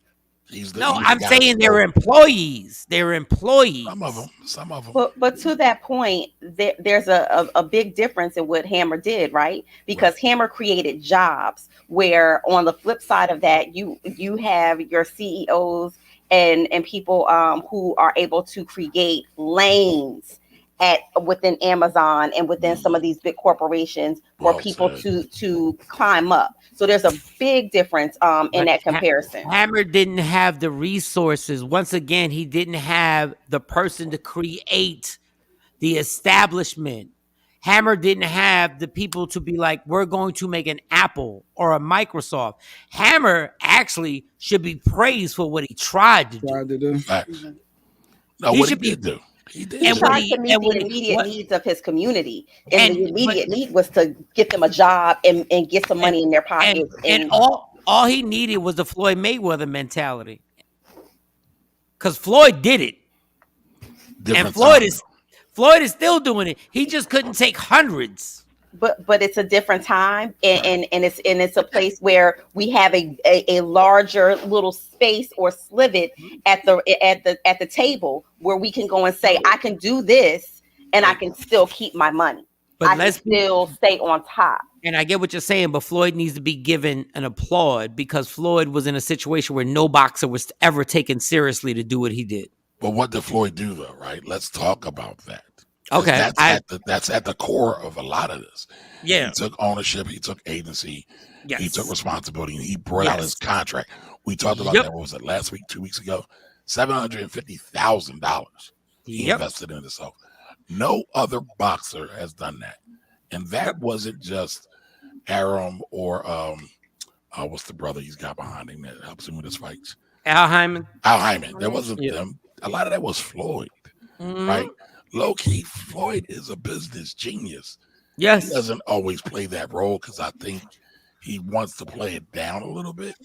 But Floyd ain't no slouch. You gotta talking be about this. the right? greatest thing ever, financial. The greatest thing ever is be underestimated, and that's what Floyd has always been. We go into a business meeting. The greatest thing ever is for you to underestimate where I'm going with this. So you're like, no reason to worry about this guy. Yeah, no reason to worry. And but when Floyd you look at it, right, Floyd is in such a arena, he's able to pay people more, but the people that are around him have skills. Yeah. So ownership. And when I say about ownership, it's not just investing. What kind of skill set do you have? Floyd was able to get there because he was the best at his job, at his business, at his craft. But how is that helping the world? I get the Amazon because they're helping millions of randoms. Floyd is taking care of, of course, his peoples and friends and stuff like that. So Amazon doing what Mike is saying is going to help the masses as a whole, creating that wealth for all of those individuals. Tesla is a much bigger sample size, for example, than you just with your squad. Well, Amazon pays more than $15 an hour, so they are paying above minimum wage. Well, stop saying Floyd is just paying his squad. They have hundreds of people who work for Floyd and Al Heyman. Like let's not downgrade what they're doing. So you're taking applications so I can go and apply? Well, you get what I'm saying? I'm sure his friends of friends and work is their team.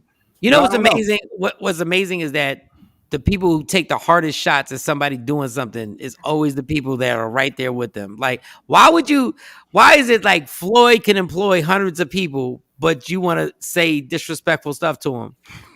Like, I don't get it. Well, like he's doing I'm that. just saying, can the average the reason why person get in there?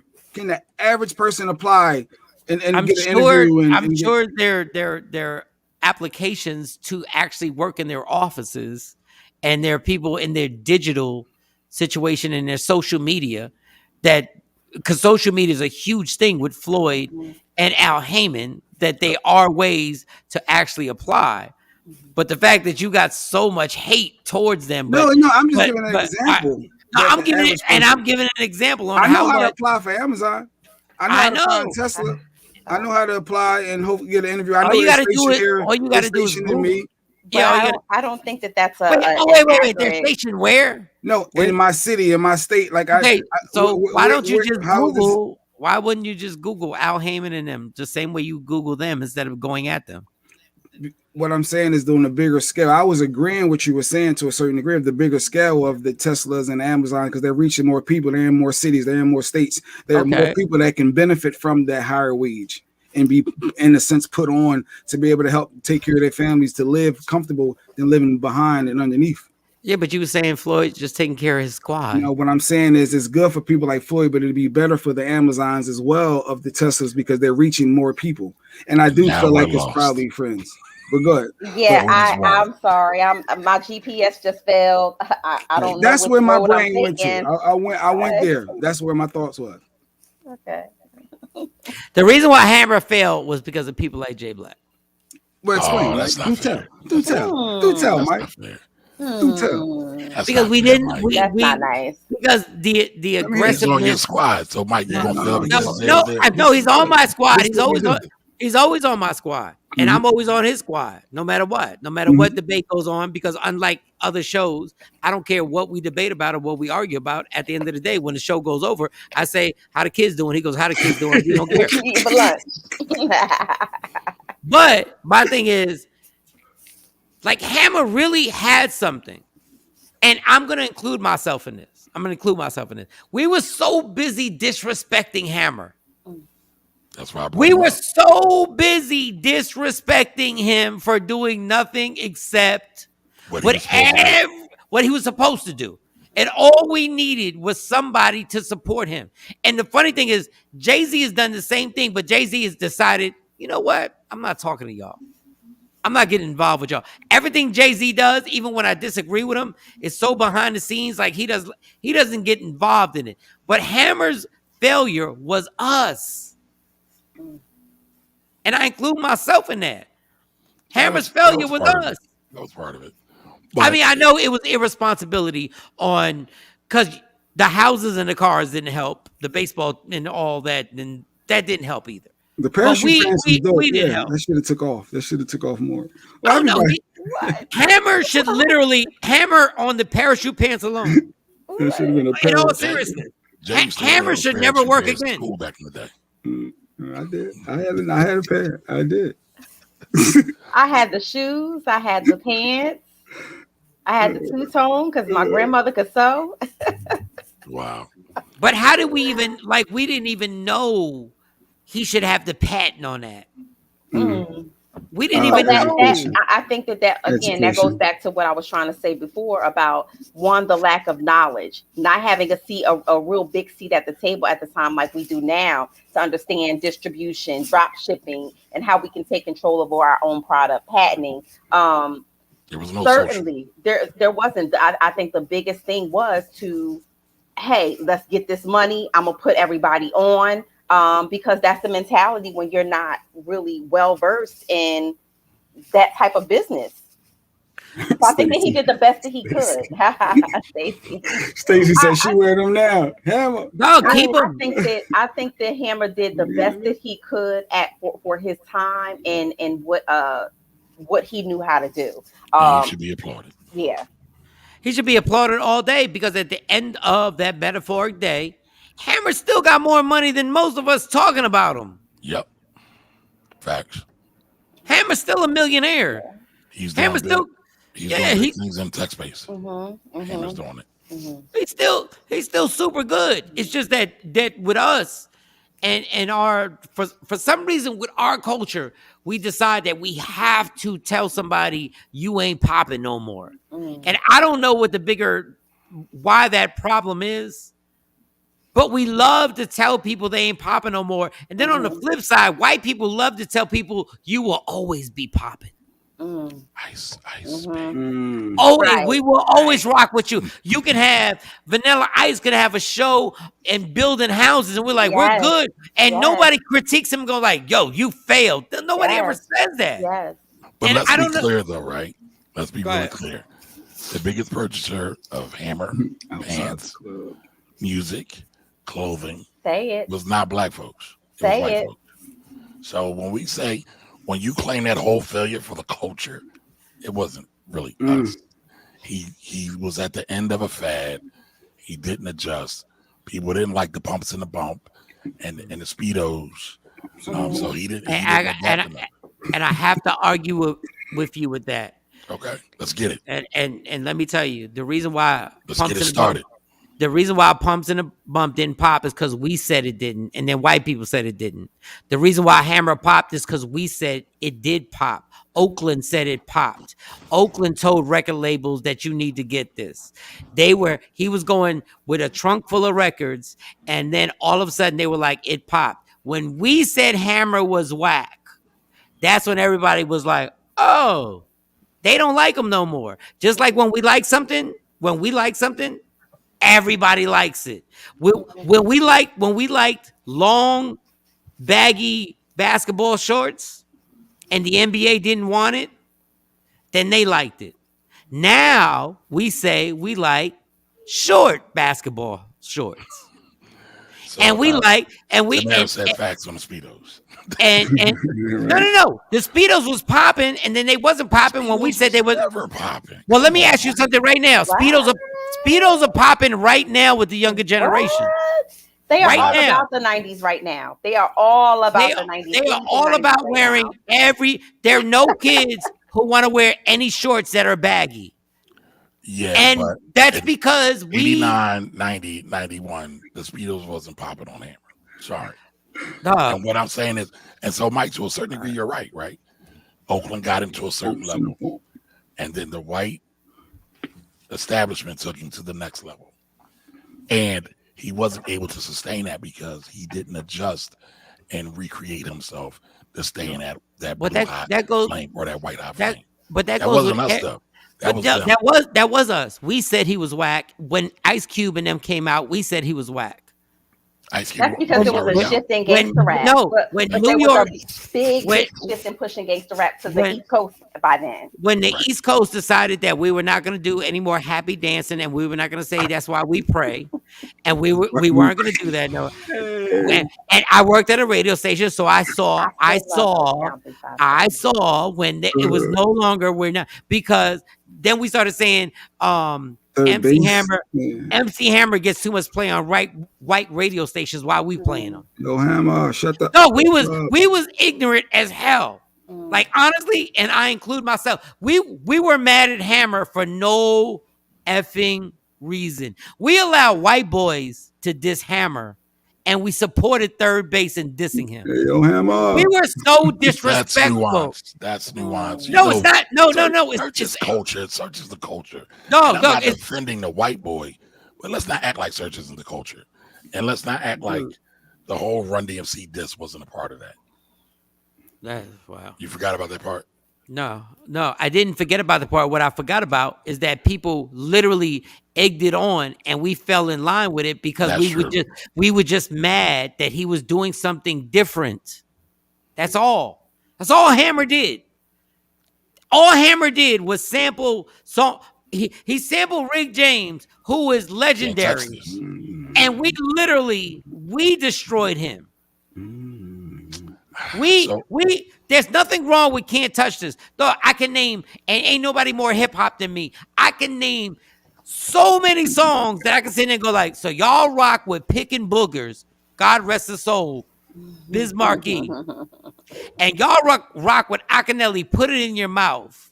But y'all got mad. Y'all got mad at MC Hammer for saying Can't Touch That. But Can't Touch This sold millions, so. But that's what I'm saying.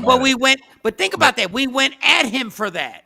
Right. And I get again, I still feel it was a changing tide, right? Because what you didn't mention was not only was it just East Coast changing, West Coast changed. Mm-hmm.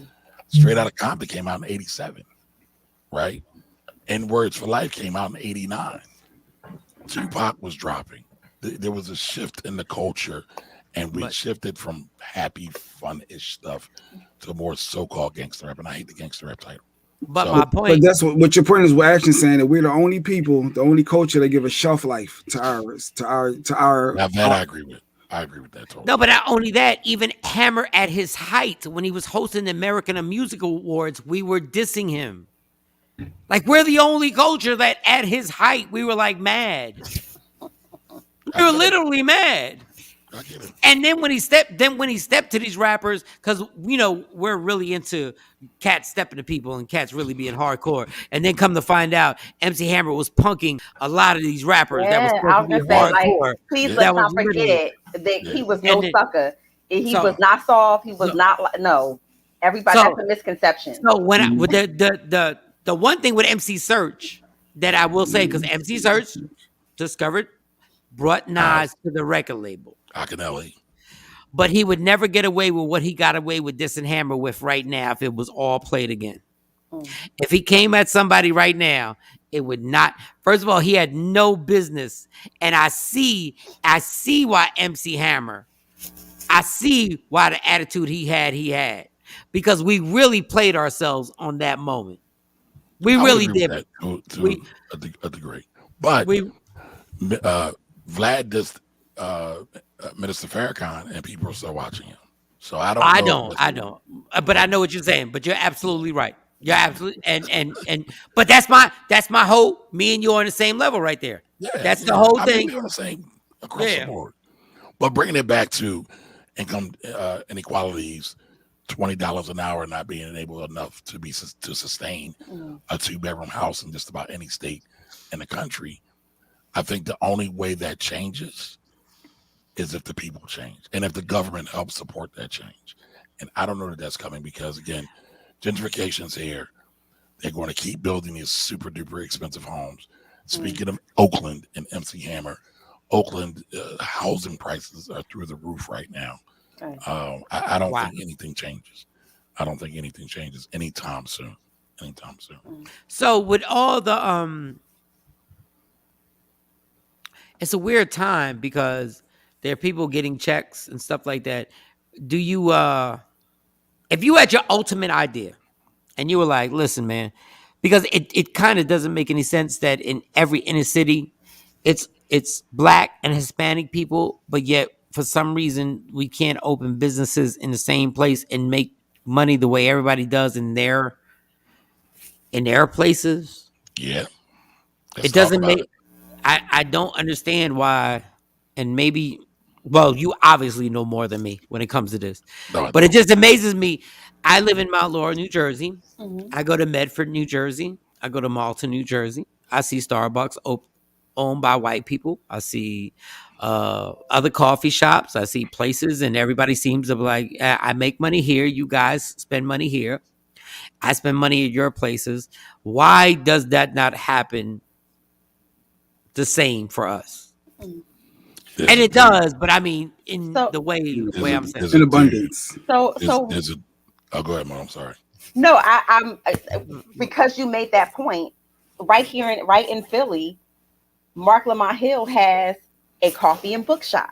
Uncle Bobby's. Right, Uncle Bobby's. One of my favorites. Okay, so instead of going to Starbucks, why is it that we don't patronize, especially when that stuff rolled off with the racial thing at the Starbucks in Philadelphia, and everybody was boycotting and was like, we're going to just support all black businesses. Well, there's not a lot, but there are black coffee shops in Philadelphia. Talk about that. Why don't we do that? But is it because we can't get loans and stuff financial? Like, is it because it's harder to get a business loan? What up, Mighty? There's a name I want to throw out. Got Willie Lynch. Yeah. Willie Lynch letters are very, very telling. It was definitely a fictional character, but when you read the text, it really, really shows what's going on here. If you read the book called The Miseducation of the Negro, it talks about the same issues happening in the 1930s that are happening now. Black folks could not open businesses in black communities at the same rate that white folks would. There's another gentleman by the name of A.G. Gastons, right, from Alabama, became a black millionaire during the time of Jim Crow. And when we were living in segregation, he was able to amass a lot of wealth. When desegregation happened after the Civil Rights Act, black folks started going to white folks. Many black folks believe white man's ice is colder, sadly. And I think a lot of it goes back to Willie Lynch. I think a lot of it goes back to the programming and the education of the Negro, or the miseducation of the Negro or black folks. So we see value in everything that is not us a lot of times. So that's real. So we're going to talk their realness. So black folks want, like Shaquisa saying, they want to hook up. They want to deal. Wait. Before you say everybody wants a deal. Not everybody. I'm saying. No, but I just want to say this as a Hispanic person. The brainwash that has been, and I have said this, but I want to repeat this over and over again. There's never been a race of people have been targeted the way African Americans have been targeted in this country. There's never been a brainwash and never been a plan that has started from the beginning of the inception of a country. So let's go. But I just want to say this. When we say people are brainwashed, we have to understand that this country has never spent this much time on anything ever. But anything it's ever. not just this country, right? And I like to Yes. bring that up because you see the same things happening in Jamaica. You see the Yes. same things happening in Brazil. You see a lot of the same stuff in Cuba. You see a lot of the same stuff in Yes. Africa. So you mean to tell me across all these geographical locations we got the same thing? The same, almost the same exact thing. You got dark-skinned Africans from the continent buying skin bleacher, Yes. and they're doing some of the same stuff here. Why And is that? and So it's because not just here, and I always like to bring that up just to illustrate the power of this. It's not just here in the yes, States, it's because there's worldwide. never been any race of people targeted the way this is. Right.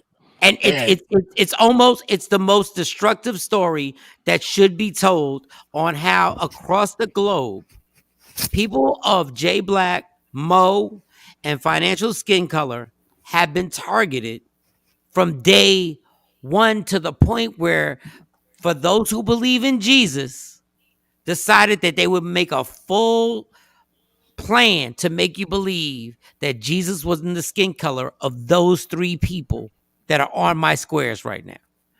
That's how deep this goes into fear. but let's go a little deeper though, Mike, because you brought up Latinos. Now, Yes. often, and I ain't trying to offend nobody, No, but but go ahead. oftentimes Latinos are being taught or viewed as separate from Black folks, where Yeah, which is Latinos dumb. off, Yeah. but Yeah. Latinos also have a large Yes. African lineage, so they Yes. Black. A lot of them are Black too, right? If Yes. you really want to get down to it, so Yes. Latinos, African Americans, Africans from the continent, anybody that is of Yes. African descent, which is Yep. most of us, gets shafted, sadly. Yeah. And Yeah. so, but just going back into that, a lot of us have perpetuated those teachings within our community. Oftentimes, Absolutely. we haven't taken the time to really learn our history and our culture and how it all matters and how it all ties in. Yep. And so then we perpetuate this ignorance and nonsense by spending more money with major corporations, by spending more money with white folks, by thinking that the white man's ice is colder, and it's actually not. Now, does anybody know that story? That white man's ice. So supposedly, there was a Black guy who'd been selling ice for years in the community, and then a white guy opened up a shop directly across the street selling ice.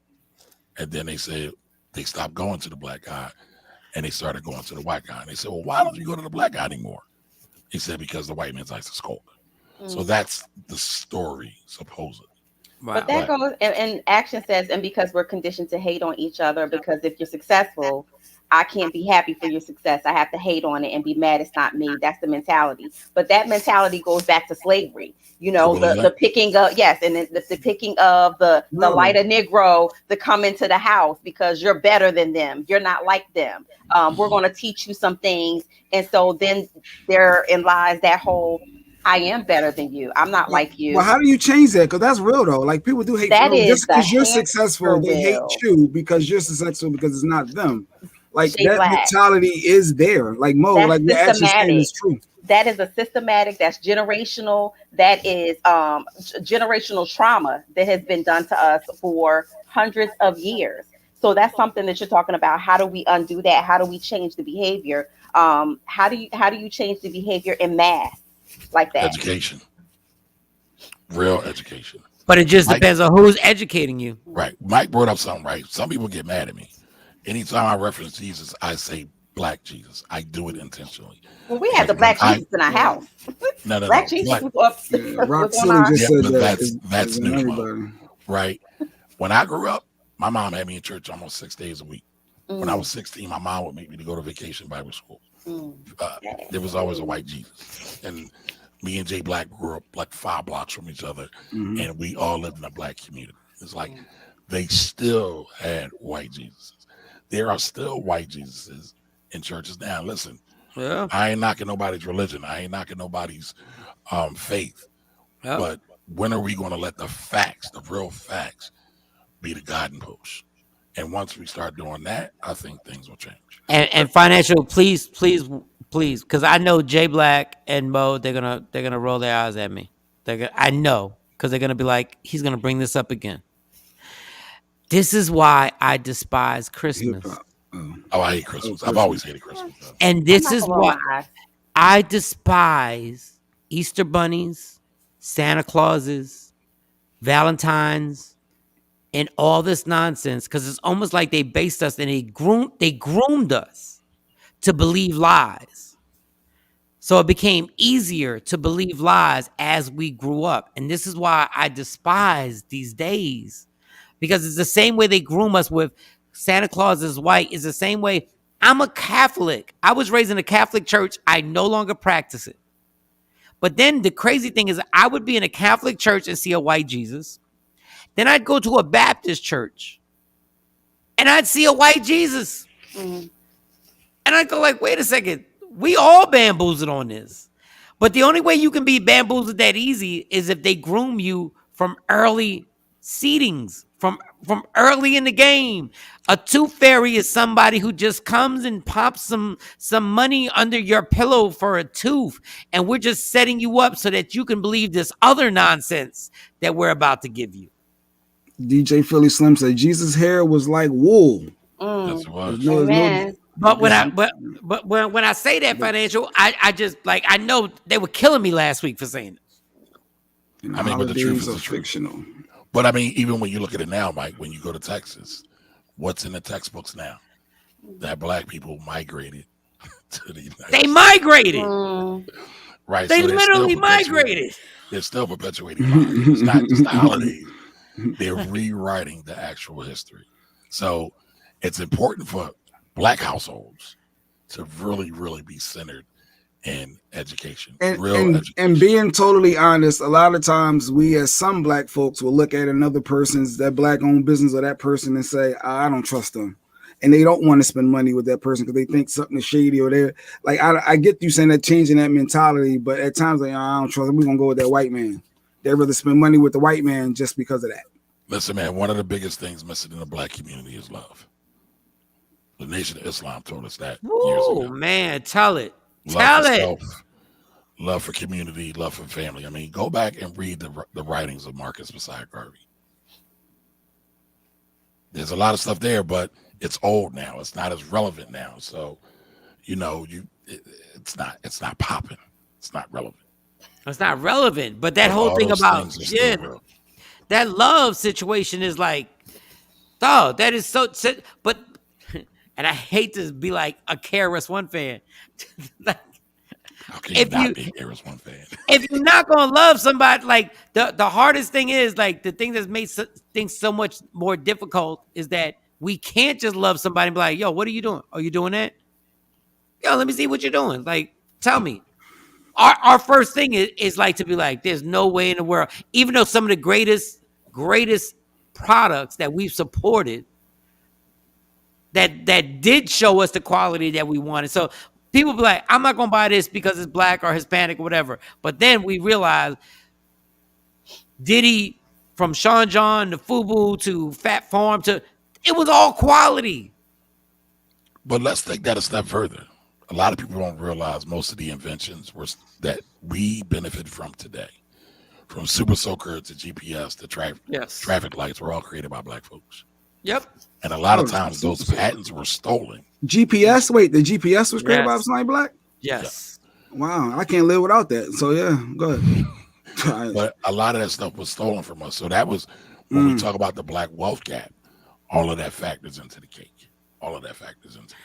And I might be wrong, but I think the Super Soaker guy kept his patent and made a bunch of money off it. But I might be wrong. I think the Super Soaker. It might have been. I think he kept his patent and he was like, you know, he went about his business, was like, y'all go ahead and wet each other. And then so I saw somebody in the comments on IG mention redlining.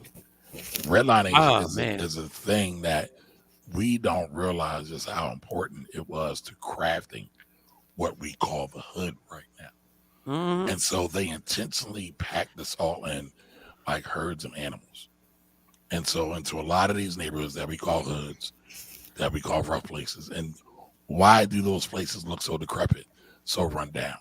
Because a lot of times they couldn't get mortgages, insurance, and there were too many people living in the home. So it made the properties look run down. And then guess what happened 20, 30, 40, 50 years later? The property prices drop. And then the white folks come back and buy it all up. So you can't Like the same patterns happen over and over and over again. And when they gentrified, I always say that word wrong, but when Gentrification. gentrification. But my thing was when Jay-Z tried to tell people, and Jay tried to tell everybody. Jay was like, I could have bought this place, but I didn't. Dumbbell. And for dumbbell. And he was like, and that was worth so and so. And my amazement is that there's still tons of land that we still are living on right now that can be renovated and we can make money off of. But I'm not smart enough to figure out how do you do this? Like, how do you improve these areas where I know when I went to Harlem years ago and I saw white people walking dogs by the Apollo, and I was like, they're walking dogs at 2:00 in the morning by the Apollo? How did they figure this out? Like, what do you do? Like, how does that happen even if you know the answer? I mean, let's be real. I think everybody, well, Mo, I don't know your background. Mike, you were in Jersey. But I'll speak for me and Black because we basically from the same hood. White folks have always had a pass to walk around Black neighborhoods. And we didn't grow up in the quote unquote worst hood. But even in the worst of hoods, they've always had a free pass. Whether it's to get their drugs, to get their food, to get women, they've always had a free pass. Why? Because we all know that if you mess with a white person, you want to get hit by the cops. Right. So they've always had that pass. And so they see the property's cheap. I mean, the same thing's happening now. You can't afford Brooklyn. You can't afford Harlem. You can't afford D.C. Where are they coming? They're coming to Philly. Right. Because it's cheaper. They do it all the time. And in some of the worst places, quote unquote, worst places. You and I, we could all walk around and be fine. But you would say, oh, there's Jenny right here. And she's on the block and she's chilling. Not being messed with at all.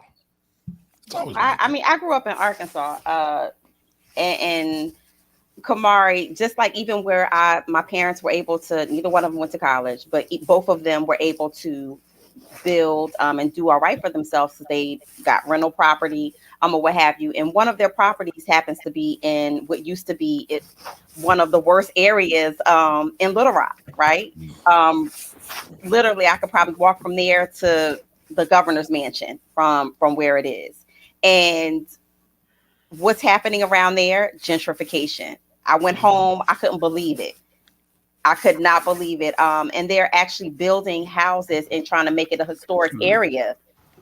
And you know, if your house doesn't look like the rest of what they have replicated to be a historic area, they're actually giving you fines. Yep. So how does a person who doesn't have, you know, a big portfolio or a big portfolio with properties, how do they keep up with that? They're normally forced to sell. But yeah, they are. But Marcus Garvey gave us the clue. We just ain't figured it out yet. Oh man. We got to unify. And that's easier said than done. Right. We got to unify. And I want to say what has happened is they've used hip hop against us. They've used everything against us to make us more divided. Because what he just said right there, to unify seems so simple to be like, yo, we can all do this together. But they have cut us up in so many boxes. And they have used politics and between Republicans, Democrats, and between even religion. Latino versus Black. Latino versus Black. Latino versus Latino. Light Black against dark Black. Yeah. They done cut the Latino culture in between. Cubans are the elite. Then there's Dominicans, and then we don't mess with Mexicans, and we Black and not enough Black. And then Puerto Ricans are New York Puerto Ricans. They're not Puerto Rico Puerto Ricans. Whoa. Because you know that there's a difference between New York, Puerto Rico. Exactly. No, it's absolutely crazy. Like, you're from New York. You're a New York Puerto Rican. You're not a Puerto Rican. Yes. But how about this? I got two stories that I want everybody to be on here. I want to talk about the white woman who's breastfeeding her 6-year-olds. I want the financial bully. I don't want him to leave. The No, financial he- advisors. You're thinking I'll about find it. Dave now. Yeah, I'm shout out, sorry. I'm sorry. The shout out screen to went Tia black. Rideout. She sits on the board for And in Philadelphia for breastfeeding. before we switch I gears, think Mike, that's I just wanted his advice for the financial aspect of someone that's trying to manage. Your screen went blank, by the way, Kamari. We can't see you, but somebody that's really struggling, their credit is horrible. They're just trying to manage their monthly expenses. If there's an app, if there's a couple of tips or suggestions to help them break down to see their money, where it's going, any tips that you can give financially on that? Y'all hear me? Yeah, we can hear you. Yeah, Just hear you. We there's just no can't see picture. you. Went. Oh, I can see him. But I'm on not IG, sure. Oh, you're on IG. You're on on IG. IG, you can see him. Oh, yeah. Okay, he's There he back. goes. There he is. He was on secret. He was a agent for somebody We for a talked second. Go about ahead. COVID too much this morning. I keep telling y'all. Maybe. All right, so Black, you want to know what are some apps somebody can use? Yeah, well, not necessarily app, but just any suggestions, like because literally from scratch, you went blank again. They literally, and I said, hey, write down each bill you have, see where the money's coming, know how much you got coming in with your check. Just start from the basics was my suggestion. But I figure having you on, and this is what you do, you help people manage their finances. Maybe you got some tips or something different that you can suggest. No, that is actually what I suggest to everybody, right? Start with the basics, figure out where your money's going, right? Do a budget. I know a lot of people don't like that because it's the B word. Start with the basics, write down everything you got going on, write out what you got coming in. Figure out how to fill the gap. Sometimes you might need to get an extra job. I'll be honest, sometimes you might need to quit the job that you got and go after more lucrative opportunities. A lot of us are stuck doing things that we hate, and it's not just killing our pockets, it's killing our health. It's killing our creativity. So a lot of times we are missing out on the real bag because we're stuck just doing a thing to get by and get paid. And so sometimes you got to be a little uncomfortable to go to that next level. You got to let go of the crumbs that you normally get and go after that big chicken. But that takes courage a lot of times, and it takes honesty and transparency. And to say, listen, I probably could be really doing this. I have a skill. I just need to make it work. And so all my stuff is dying right now, y'all. No, it sounds deeper when the square is black. It just sounds deeper. Right, Like, I'm like, right. We it hear feel you. like But I feel mean- like I'm writing it down now because like God, it feels like you're the voice of God for real now. Like you are We're the blacking out. yeah. But I mean, I think a lot of people miss out on the real jewels, right? I mean, me and Jay was talking.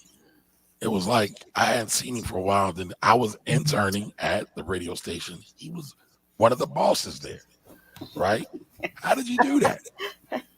CD Right. water. Because he put himself in the opportunity, in a position to do some things.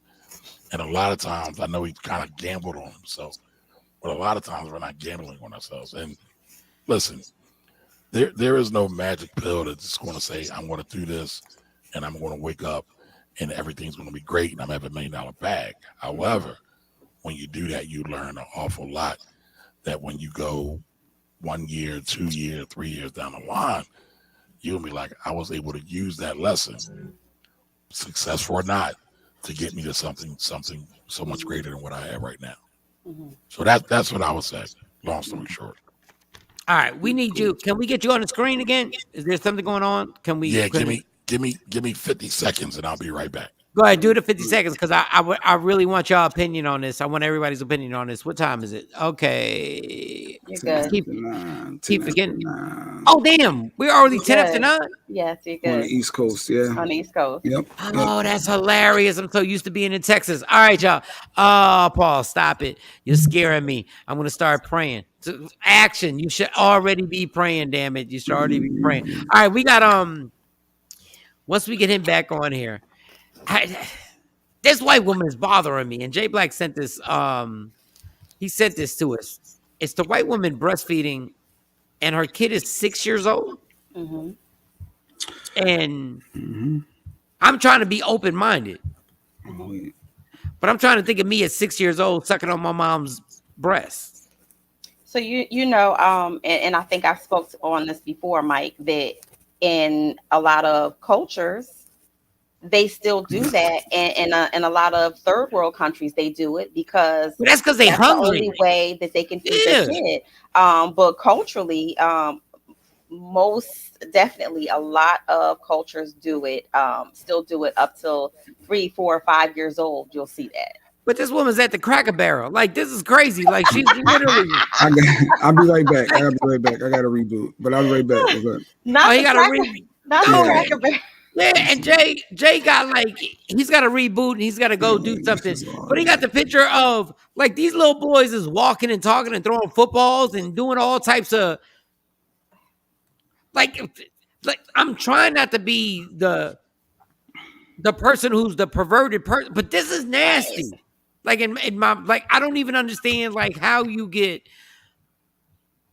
to yourself where you're like it's okay for a little boy to be like I would like to suck on your breast. Say it like that. Like I would like. Well, I'm pretty sure he doesn't say it. I'm pretty sure that it's a natural thing between him and his mom. So he might just, I mean, you know, like most babies do, reach in and grab the breast or start feeling, Yeah, you know, and that's a but signal. But at 6, I was saying, "Give me your breast." Like I remember being 6. Like I know what I wanted Cocoa Puffs. I would tell my mom, I want the Cocoa Puffs. Can I get the Cocoa Puffs with it? Like at 6 years old, I remember the girls being 6. They were able to articulate what they wanted. This is kind of like perverted that you're going to take your top off. And maybe I'm living in a crazy world. But you're going to ask your mom to take your top off to feed you? That's kind of that. What's the background information on that? Like, what is? I mean, you said they're in a Cracker Barrel, so of course they're not in a third world country. We know. No. They it's literally a Miss White girl. It's a Karen, and she has no problem with. She's like, I'm gonna keep feeding them until they tell me.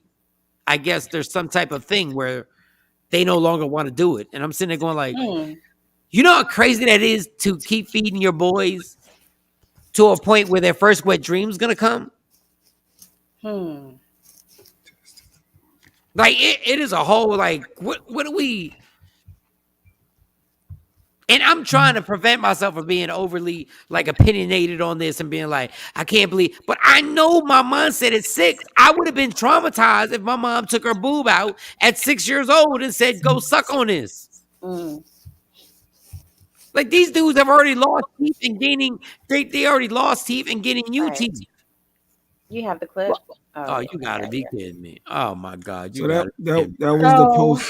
That was the post that had went up. Breastfeeding her boys at age 5 and 6 in the playground. I won't stop until they ready. And till when? Till they say they don't want to suck on your nipples no more. I mean, as a woman who's breastfed her child, and certainly it's one of the most healthiest things you can do and bonding things you can do with your child. Action, I'm not messing with you right now. Action, leave us alone. I am not. Action said, I don't have a problem with it. I'm 58 and I'm still sucking on boobs. Action, shut the up. Just shut up. Shut up. I certainly will say that number one, it's an adjustment. For a woman to get used to just the feeling of an infant doing that, and then certainly when they start getting the teeth, even if they don't have teeth, it is very painful. Okay, but so I'm trying to figure out 6. Yeah. Yes. They're 6. That means they're sucking on it for real. Like they're sucking on your chest and leaving a hickey. Right. How is this not some pedophilia nastiness? Like I'm trying not. They say it's natural. They say it's a natural thing. And what's the threshold? What's the age cut off? When does the milk go away, Mo? That's a good question. The milk. So the milk doesn't go away as long as you're nursing. The milk is a woman's body is naturally going to produce it, and she must be a good producer of milk because a lot of times your milk dries up if your child doesn't suckle. So if you keep milking your kid till the age of 6, then if I suck on it, then all of a sudden some milk can pop out your nipple. Yes. You gotta be kidding me. Yes. I don't even believe you. Tap the The mic. woman's body is amazing. No, it's not it's disgusting. Your body's disgusting. Well, no. Let's be clear. Breastfeeding is not disgusting. When they kids, when they babies, when they Right, infants. right. And so you do know as a man, as your partner, if she's pregnant and she's nursing, or even if It's she's like a not cow. nursing, if she's been pregnant, that milk is coming. Yo, Stacy Mitchell said, yup, just like a cow. If I would have said Yes. that, y'all would have got mad at me. Yes. Y'all would have got mad at me if I said, yup, just like a cow. Don't equate me to no cow. But Y'all yes, would have got it mad is. at me if I would have said that. It is. But Mike, that's just science. Like the woman's body is miraculous. The things that we can do, when people say we are nurturers and we are providers of the earth, we are. Some overrated heifers. Listen, I mean, Kathy. there are people who actually have sexual fetishes. So that's why I'm teeter-tottering trying to understand what her logic is with this. There are people who have lactating fetishes. Okay, and they actually do not have children, but they have trained themselves to lactate. I've heard of every fetish. I haven't heard of that one, but Kathy said she just wants to shrink. Kathy said she just wants to shrink her belly fat and have no menstrual cycle as long as she can. Yes, and that's true. That is true. So if you keep breastfeeding, you don't have a menstrual cycle. You don't get That your could period. happen. That could very well happen. Yes. Oh my God. Oh my God. And it definitely shrinks your uterus back down a size. But at 6 years, she's 6 years post having the baby. I don't think that is. IG Live said my kids got 3 months tops. Okay, 3 What up, months. Yes. D-Ray? I ain't mad. 3 months. No, 3 months tops. What Axel says? She says she's not gonna stop until they ready. So what if they not ready until middle school? No, he's right. What if they not ready? What if they get used to having a titty in their mouth? Like if I'm 8 years old and I can get a titty during the day, I'm good. You know what? I'm good. Oh, goodness. And I keep saying you keep putting this in their mouth, and the wet dream is coming soon. Mm-hmm. What you think's gonna be on their mind when a wet dream happens? When they dream. can't control. You can't control the wet dream thought. You didn't have a titty in your mouth your entire life. And I don't know if they equate that to that though, because when you're that age and you first, do you equate? Oh, I know, yeah, because you're dreaming. Yeah. Really? You're gonna be hungry and you're gonna have an erect penis. You're gonna be like, I'm still hungry. But not to your mom. But I get what you're saying. To your mom, you're not supposed to be seeing. In my opinion, you ain't supposed to be seeing your mom's. You're not supposed to recall seeing your mom's titties. So I mean, even because we're a free country in my house, and even my son, if he comes into my room, he's like, put some clothes on, or you need to cover yourself. So he knows, like, even if he comes in my room and I'm in my own space, I need to have clothes on. I have no recollection of my mom's titties. None. You're not supposed to be able to remember what your mom's titties look like. What did I just walk into? Mike talking about wet dreams and this lady. But that is part of human nature, and so yes, that is a concern. I'm glad you brought that up because, like I said, culturally, and culturally, like I said, it's still happening. But how about this? Let's talk about Kodak Black's nasty ass. This is what I'm talking about. Kodak Black's nasty ass dancing with his mom, grabbing his mom's ass while they were dancing, grabbing his mom's ass, and his little disgusting, dysfunctional. Like Kodak Black has a problem. He's like, what? She's like, I treat her like my girl. She's not your girl. This kills me what's going on right now. He grabbed her ass and then was laughing and tried to kiss her in the mouth. Who does that with their mom? Mm-hmm. This is why I don't be messing with these dudes at all in any way, shape, form, or function. Y'all are wilding right now, and y'all not gonna make me. Y'all not gonna make me be the old guy. Incest hasn't been an issue for years, right? Oh no, and I didn't want to go there because certainly I'm not implying that that's what happened in his childhood because I wasn't there. Don't know. But I will say that even being outside of incest, I'll say even being exposed to a high level of sexual content when you're young can lead to a whole lot of sexual dysfunctional ways. And I agree 1000%. because when the babysitter let me smash, it changed my whole situation on. It Did he changed just my say that? and I turned into a predator because nobody taught me on what it means. Let's clarify predator before you guys use a sound No, bite. before y'all Let's use the predator sound, clarify. it turned Yes. into all I wanted to was to have sex with other 13 and 12-year-olds and 11-year-olds because nobody had schooled me on what that babysitter had schooled me on and gave me that feeling. So now I wanted that feeling with everybody else, but I didn't know what came upon that. So what I'm saying is I understand this whole pedophilia and this whole incest thing that's going on in life. But what I'm going to say is I'm not going to be one of the people who doesn't point the finger. Kodak Black, you got a effing problem. I would never grab my mom's ass and your teeth should be knocked out by somebody. And yeah, I get you were exposed to something, but even your mom in the video looked uncomfortable. Even she was trying to tell you to chill, you effing weirdo. But the problem is, nobody wants to point out these weirdoisms. I don't even know if that's a word. It's gonna be one today. It's gonna be one today. Sound good. But y'all want us to be like, oh, I don't know what happened in his past. I don't care what happened in your past. You're not supposed to be grabbing your mom's ass, Kodak Black. But You're a weirdo. The trauma and abuse does reflect, so it makes sense. Like you saying with the babysitter and whatever happened, like that would be where. But we're not excusing Kodak Black because Kodak Black didn't say nothing. Yeah. He didn't say nothing. Yeah. Kodak got an Oedipus complex. Explain the Oedipus You complex. said Oedipus. What is? Oh, you gotta get back on IG too. But go ahead. You said Does that Oedipus. come out waffles? Does it come with waffles? I cannot. I don't have on waffles. What is the Oedipus? It's a man. I'm trying to go back. It's a psychological term to say when boys fall in love with their mothers, Their mommies. and then there's one for daughters who fall in love with their fathers as well.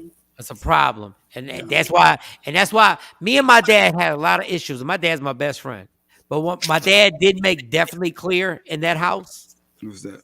is that's my wife. Amen. Let's not get it effed up. And when my dad would check her on how much you gonna baby him, my dad would check her on no, we're not baby, no. And I realize there are a lot of people who weren't blessed to have both their parents. I get that, but I thank my dad. Because my dad put the line down, like, no, that's not what we're going to do right here. And my dad did call me the N-word a lot, even though we're Puerto Rican. What did I say? Black folks, Puerto Ricans, all the same. And he said, like, that's not what we're doing here. No, he is now 6, 7 years old. No, you're not putting his clothes on. Like, my dad did that. My dad was like, I'm going to show you once. Then I'm going to give you the second time. I'm gonna show you how you're gonna put these socks on. You're gonna put your underwear on, and how you're gonna be and do this. And you're gonna figure this out. And if you need me, holla at me. But I might not be here. But this is what we're gonna. What your mom's not gonna do is rubbing lotion on you when you're 7 or 8 years old anymore. Listen, So I'm glad you brought that up too, Mike, because I always share with you guys that my son is on the autism spectrum. So there's certain things that it took him a little bit longer to learn. Of course, yeah. Of course. He is a big boy.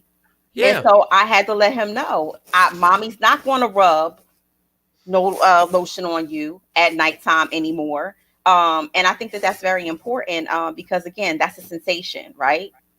Yeah, that's about a feeling, right? So yes, I think it's You're very not gonna put important. lotion on your son because you think that you're going to be perceived as a pervert. No. What I'm saying is it's a sensation for him. It's a feeling for him because he's at the age of where he's coming into puberty. He's prepubescent. So yes, I mean, certain things I do agree with, and there's a rhyme or reason, not just to say that this is the age that you're supposed to do this or this is the age you're supposed to do that. There's a rhyme or reason to you're taking it too far. Somebody gonna say you're taking it too far. You putting lotion. You're the mother. This is your child on his balls. Well, no, ain't nobody say the balls. Like so, Jay Black, you take a 12-year-old, you take 11 or 12-year-old boy. Yeah. And you're rubbing lotion on their butt, their legs, their balls. 11 and 12. 11 and 12 is different. You're 6 and 7 grade.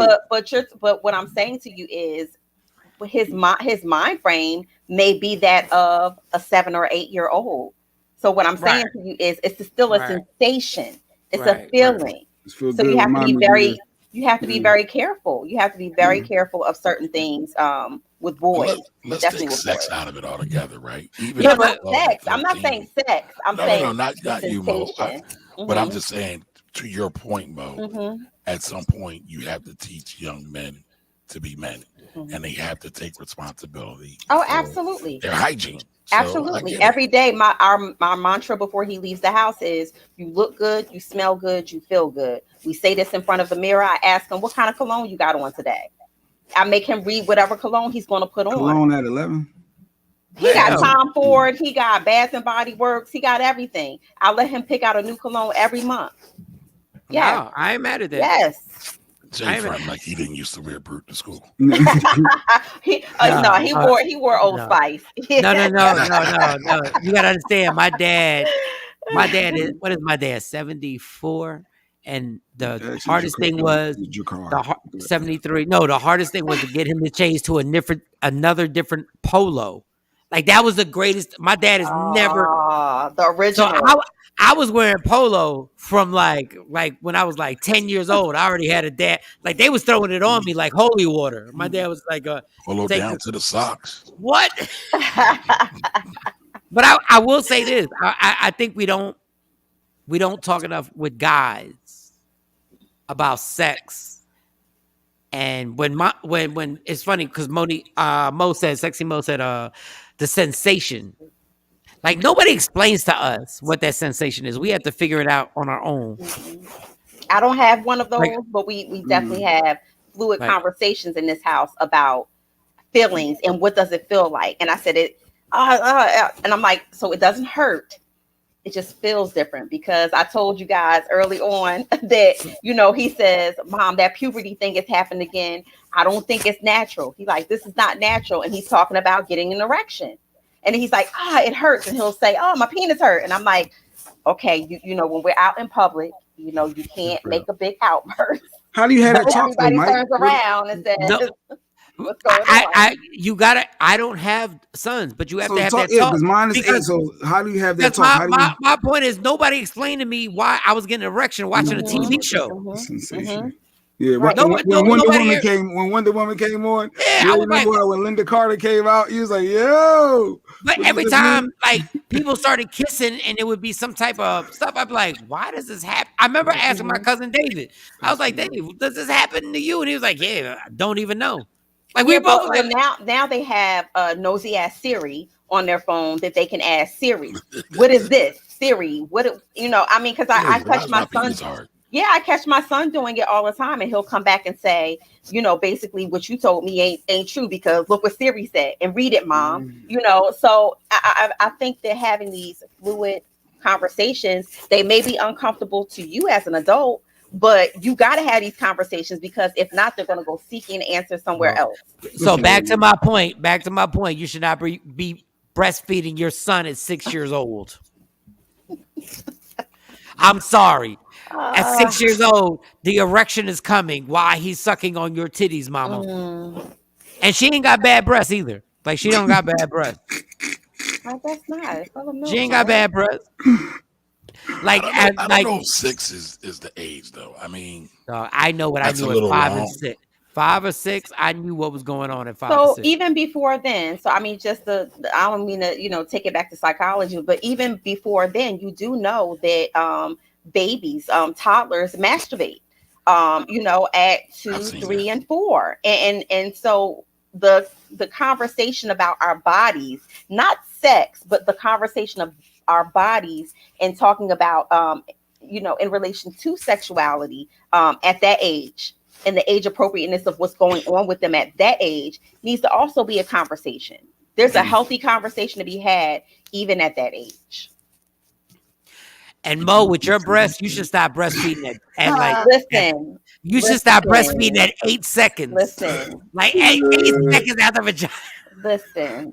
First of all, let's get this right because y'all ain't never had nobody munching on your nipples, trying to suck the life out of y'all, right? But any woman who has ever breastfed, they know breastfeeding is painful. Do you hear me? I seen people.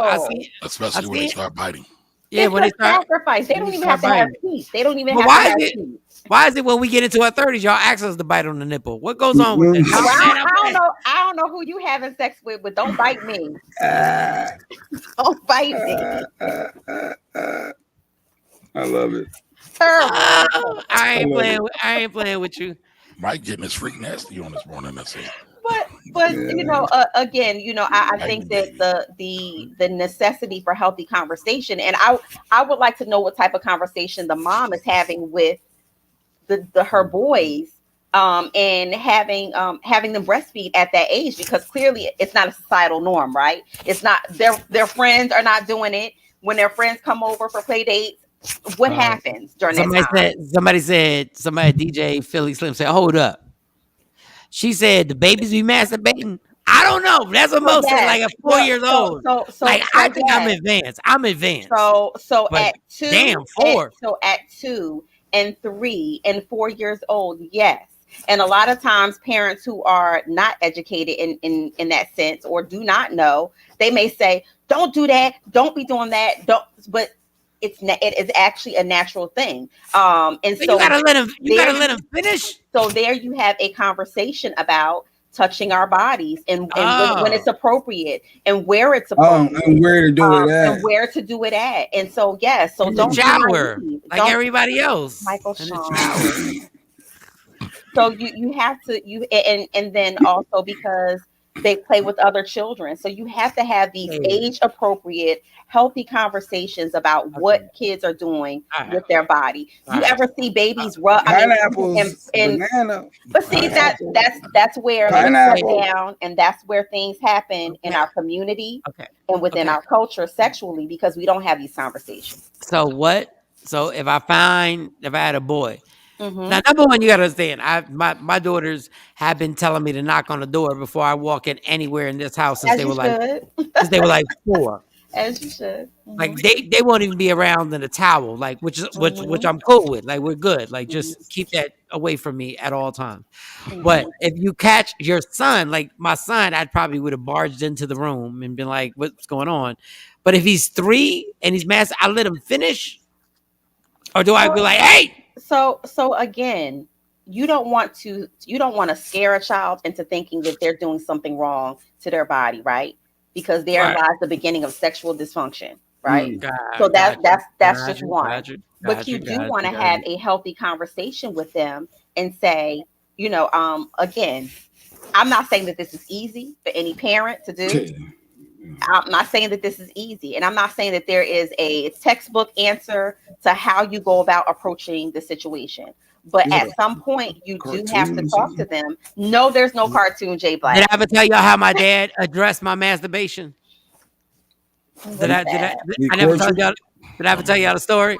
I'm sure No, you are, Kind though. of, I, yeah. I'm pretty sure it was Kind funny. of don't want the Okay, visual. boys and girls, I have a story to tell. Ugh. Okay, so I forget how old I was when I had a wet dream, and I was like, every guy has experienced the same thing where you're like, I think I peed on myself, but it kind of felt like like Mo said, it was a sensation. Mm. But as a kid, I believe when you put your underwear in the hamper, it just disappeared and magically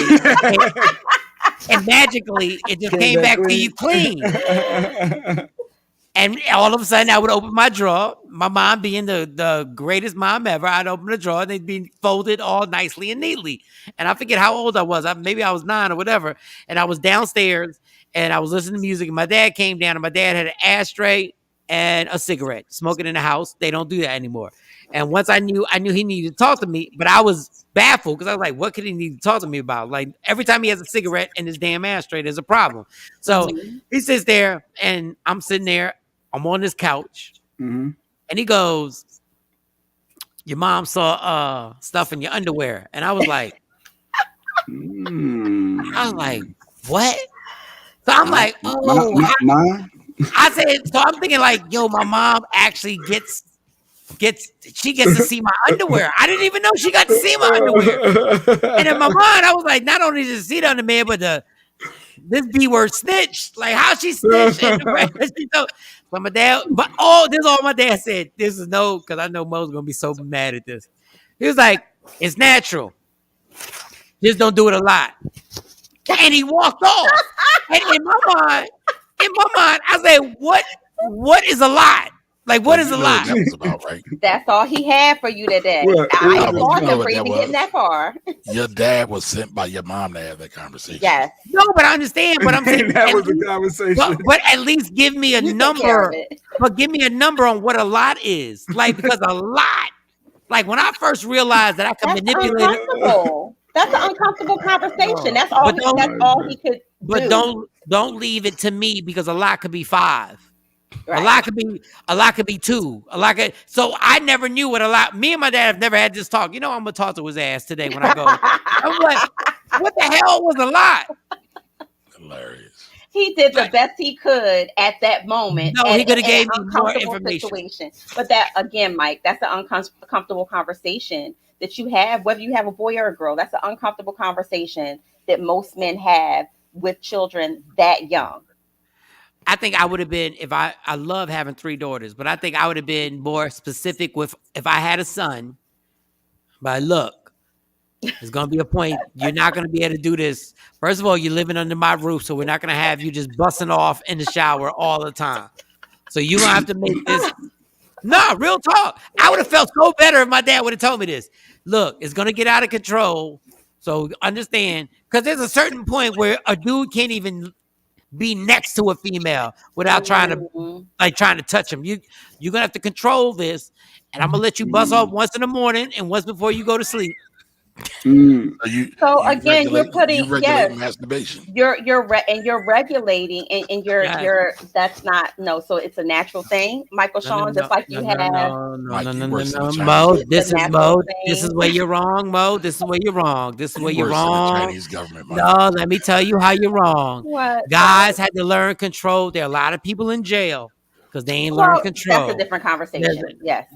Understand, you got to slow down and understand. Listen, get one in the morning and get one at night and chill and relax because your obsession gets to the point where you wasting your 4 years in high school running out trying to have an orgasm, and you got to slow down. You got to slow down. And one of my support mothers, we were talking about and Andrew Red was laughing because he was busting off all the time. That's why. I plead pineapples. But ain't no pineapples. We were talking about the association of masturbating at that age and behaviors in school, and how she saw her son's behaviors not dissipate, but certainly take a calming once he hit a certain age and he started doing that. And so that was a conversation that she had that, she encouraged it because, but again, setting boundaries and parameters of where you're supposed to be doing these things at. Wait. How old was this young man where she was saying you could masturbate wherever? How old was this? No, it's not wherever. So see, that's what I'm saying. The parameters and making sure that they know when it's okay. Preteen into teen. Okay, so where I want to know where the parameters were. Where was he allowed to just be like, what? That's not something that you can be sitting there in the family down room. this tree right now. You can't be in the family room, right? And with your hands down your pants. You can't be doing that, right? So when I say parameters, I'm talking about making sure no, you cannot do it when your friends are over. You can't do it. And these are age-appropriate conversations, age-appropriate language that you have to use. You cannot, don't go in there and say... No, I'm and once again, y'all be mad at me, but I be telling y'all once in the morning and once before you go to sleep. Just like y'all that is because once you start doing it at 2:30 and 4:00 in the afternoon and stuff like that, that's when it goes bonkers. That's when all of a sudden you just looking for a quiet spot. Like you don't give a damn where you at. You taking out the trash, you in the garage. Like people, I'm telling you need to write a book. Real quick. Life and times of Mike Shawn's masturbation. Flip side. Say if you walked in allegedly on one of your daughter's rooms and you saw they had a little bullet-like thing and you had no idea. Because I'm guessing females do too. Like, how do you handle females? So again, so you're talking right. So you're talking about juveniles, right? So of course that's not something that they would probably have access to, Jay Black. But I would have seen the Amazon truck, goddamn it. I would have seen the Amazon truck. That could be shocking. That could be shocking for a male parent, right? To walk in looking for something and you stumble onto something else. So Or certainly moms when too, you're right? talking, yeah, but certainly when you're talking about age appropriate masturbation and people that are below the preteens, right? They're not going to have access to that. I'm talking about things that they're doing, whether they're They still in got access diapers to and pull-ups guns. and they're rubbing their body parts up against something to get that sensation or whatever. Those are things that yes, at 3 and 4 years old, children do. That's why I knocked So at the I'm door. saying having the age So girls appropriate do it. Girls do it conversation. too. Girls do it at young ages too, huh? Yeah, It's that's a why you knock on the door. sensation. So it's a Yeah. sensation, Jay Black, and it's natural. It's a natural sensation. It's a natural thing that like I said, even toddlers do.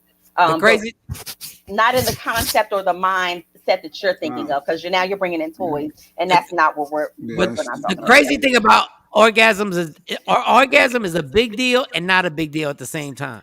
It's really a big deal and not a big deal at the same time. Some would Once say that you it's on the hierarchy of needs. but once you get older, you realize once you get done an orgasm, you realize it wasn't that big a deal. But right before you start trying to get an orgasm, it is the highest level of need. But once you get done as a man, you go like, oh, oh, all right. I'm It's over. glad, It's over.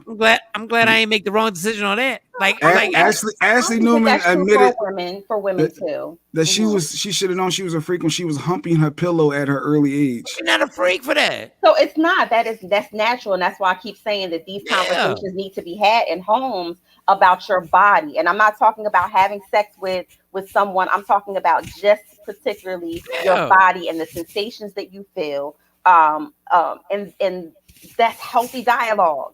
That's healthy dialogue Y'all in women be in your parenting. It's 40s still sleeping uncomfortable. with pillows It's in between uncomfortable. your In legs. between, oh, that's why they say when in between their They legs. Who still be knew? sleeping with grown pillows, like full body pillows between their legs on So some I think that bullshit. also goes back to your first experience or the first time that you felt the sensation. Maybe that's a comfortable thing for them. This one Maybe left. that's a natural thing for them. So again, it didn't go left. I mean, I think it's a conversation that needs to be had when you're talking about that. I love the fact that Mo is dead serious about this. She put her Jay degree Black, hat on. No, no, Girl. I Her name love is it. Her I love name is it. Sexy Mo. but I think that it is. I think that it's it's uncomfortable for parents to have these conversations, but it's damn near definitely necessary, and No, for real. it's necessary I at think all it is. ages. Do not forget, because we talked about incest and we talked about inappropriate touching, and we talked about people breastfeeding. What's the cutoff age? These are all things that there are parameters on, and I'm definitely throwing out all pillows.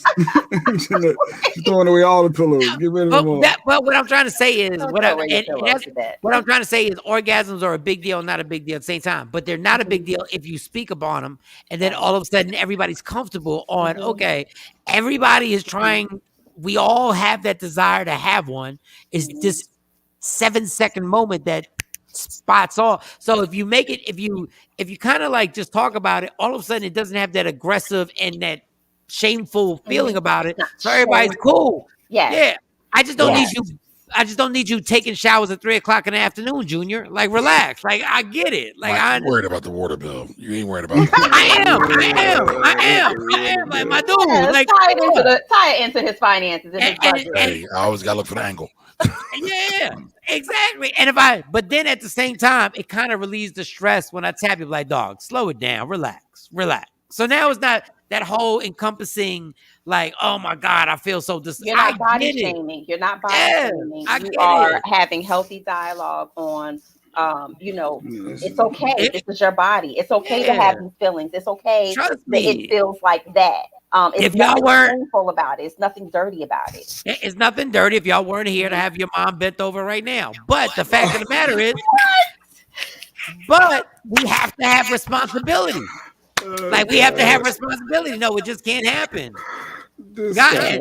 and we be So I sending think I know what's guys. happening. I think I know what's happening. What happened? Break it down. I What? think Mike is a nympho, and he just shares that with the whole world.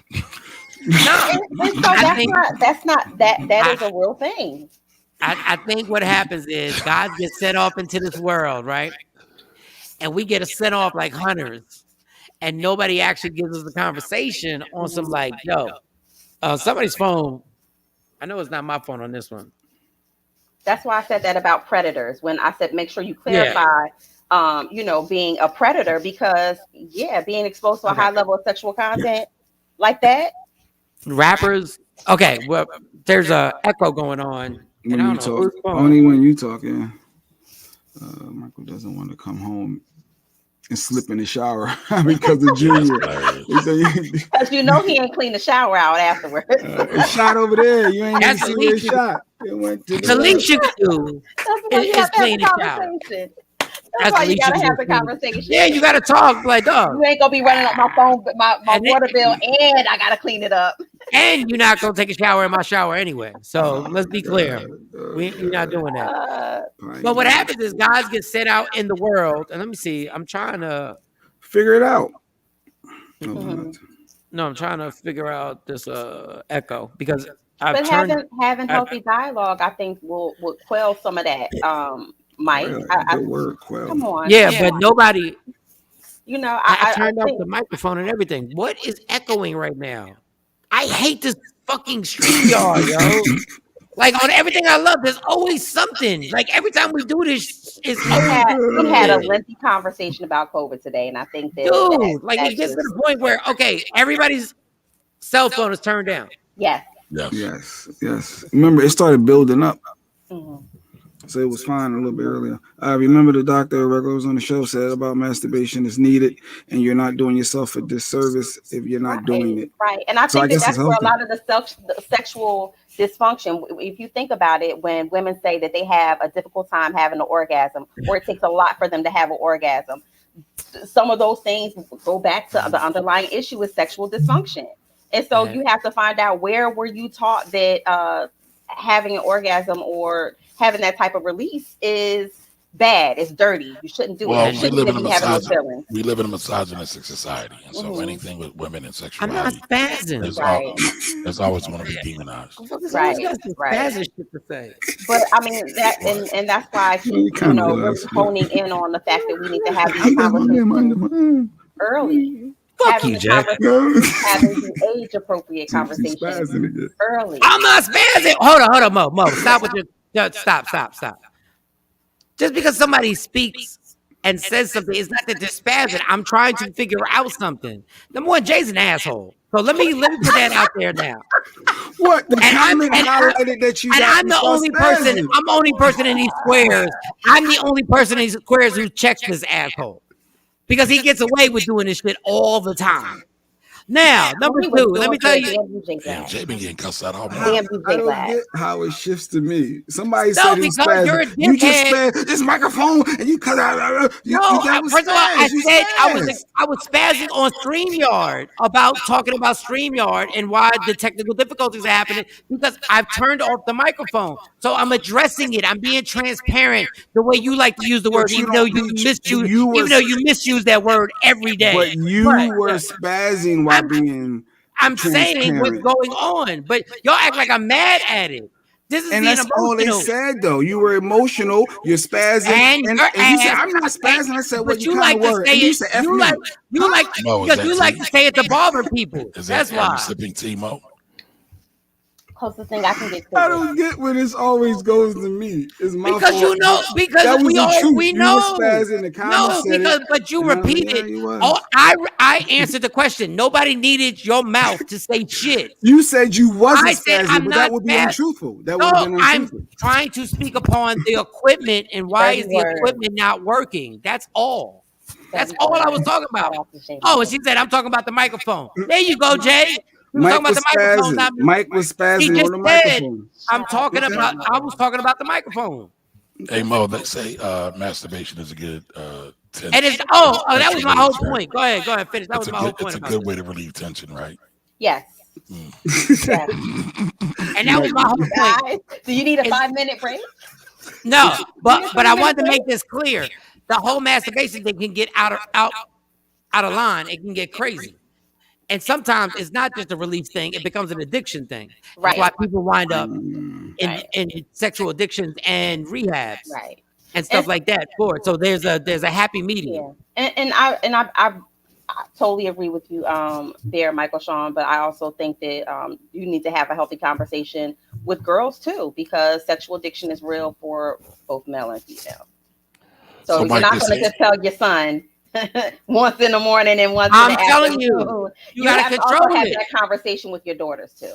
So, Mike, they're saying they can't hear you on IG, so maybe you should start it. He gonna start spazzing. He gonna start spazzing. Tam, he gonna spazz on you next for saying he was wild. Can you hear me now? Here it comes. I'm just trying to get rid of the echo. Because we have a producer who doesn't produce anything, so he doesn't have it. See, he gonna shot. So you got. We said I wasn't producing nothing on this show. Restart it, Mike. Oh, okay. Don't tell him to restart. Don't you do that. Oh, no. You're the one who doesn't like to restart. Remember? See, this is the thing with Jay Black. When I tell him to restart, he doesn't like to restart shit. He's an asshole, dog. Like, for real. Like, he really is. No, because Jay Black, Mike was doing so well. He had been monitoring his cuss words. Then you leave it to the last 30 minutes and you set it off. He cursed at me earlier in the show. Yeah, but you're trying to because you're not a good person. I'm not a good person. You're not a good person. You know, people said I am a good person. No, you're not. You're not a good people's. You're not. You're a manipulator. Jay, you've been getting cussed out all morning. You won't need therapy. I've been getting cussed out since Mike started Michael Shawn and the Takeover Legends in 1999. And what? And then he got every year that was. And guess what happened? Then he got married to a wonderful woman. Yes. Who has to curse his ass out too. She goes through the same thing we all go through. Yeah, she do curse. Everybody who loves this dude has to curse him out. And I ain't even admitting that I love anybody. But at what point do y'all realize that cursing at me does not solve the problem or rectify or change it? That's not how you get through to me. You have a real civilized conversation at a calm level, and then that's where the dialogue can then become useful and productive. As being your former intern, I can attest. Look at that. That even when talking to you in a calm manner, you take advantage of that and you try to run fucking circles around people. Call him what he is. Call him what he is. Call him what he is. Shout out to Jay Marie. We rocking Dirty Words. Support Black-owned businesses. DirtyWordsApparel.com. And I save all my dirty words for when Jay Black is in his pocket. The hoodies is dope. It got the inner lining with the name in it. It's very warm. I love it. I love it. Dirty Words. I really love it. Yeah. I know this is a limited. They're limited editions right now, so don't sleep on it because this is definitely the hoodie. Mo, is your mic hooked up to your hoodie? No. Yeah, right. Like she got. It sounds like you got like Yeah, because every time you move it, we hear a. Oh, probably the acoustics in here. The acoustics. Oh. Okay. It's empty. I guess this has been great. Yeah, it's been great. If you have a son, just let them masturbate in the morning and at night before they go to bed. That's it. That's all that's needed. If you start doing it like 1 o'clock in the afternoon, and for daughters, I don't know because I knock on the door, so I've never walked in on it. So I don't know. You'd have to tell me on Vagina Monologues. What do we do? I think the conversation. How often? I think the conversation needs to be had on both ends, Michael Shawn, and I think that they got a mom. They got a mom right here. See, you want to put parameters on it. It's your body. It's just the time and the place. That's all. No, there has to be a time. What is the limitation? Like if a young woman is masturbating like 7 times, that's out of control. If it's intrusive in a day, if it's intrusive to their daily go on, meaning like if it's getting in the way of, because this is how you define addiction. If it's getting in the way of things that you normally do, from eating, sleeping, getting your work done, being productive, then yes, there's a problem. There may be a problem. But what if they don't have nothing to do during the day? What if they're just chilling? Like they don't have a bunch of stuff. So like everybody has chores, everybody has schoolwork, everybody has some type of schedule. Okay, I didn't have a drinking problem when I was making more money than I was spending. So I was cool. So all I had to do was I left work and I went somewhere and I drank. It didn't interrupt anything. Like every bill got paid. There was nothing I was missing. But that's not the only thing that defines addiction. But I mean, when you're talking about sexual addiction, like I said, if it becomes a matter of you can't control yourself, you can't control where you do it, you feel the urge that if you don't get it done or if you don't do it, you're gonna die. You know, like those. I know I hate to use those extreme words, but sometimes people with addictions do feel like it's going to be the end of the world if they can't get something or do something. So how do you know that as a parent? Just how do you know?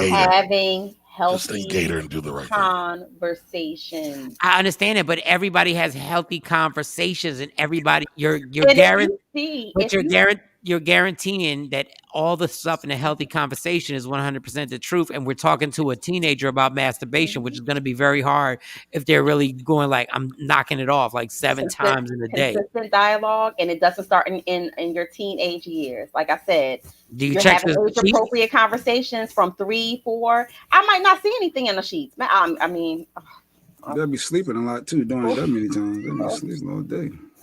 but not for women. So not for women. You have to think that, But y'all orgasms still for have men and juices. orgasms for Juices women still are be hit the different. sheets. Don't juices still hit the sheets if you're doing it too much?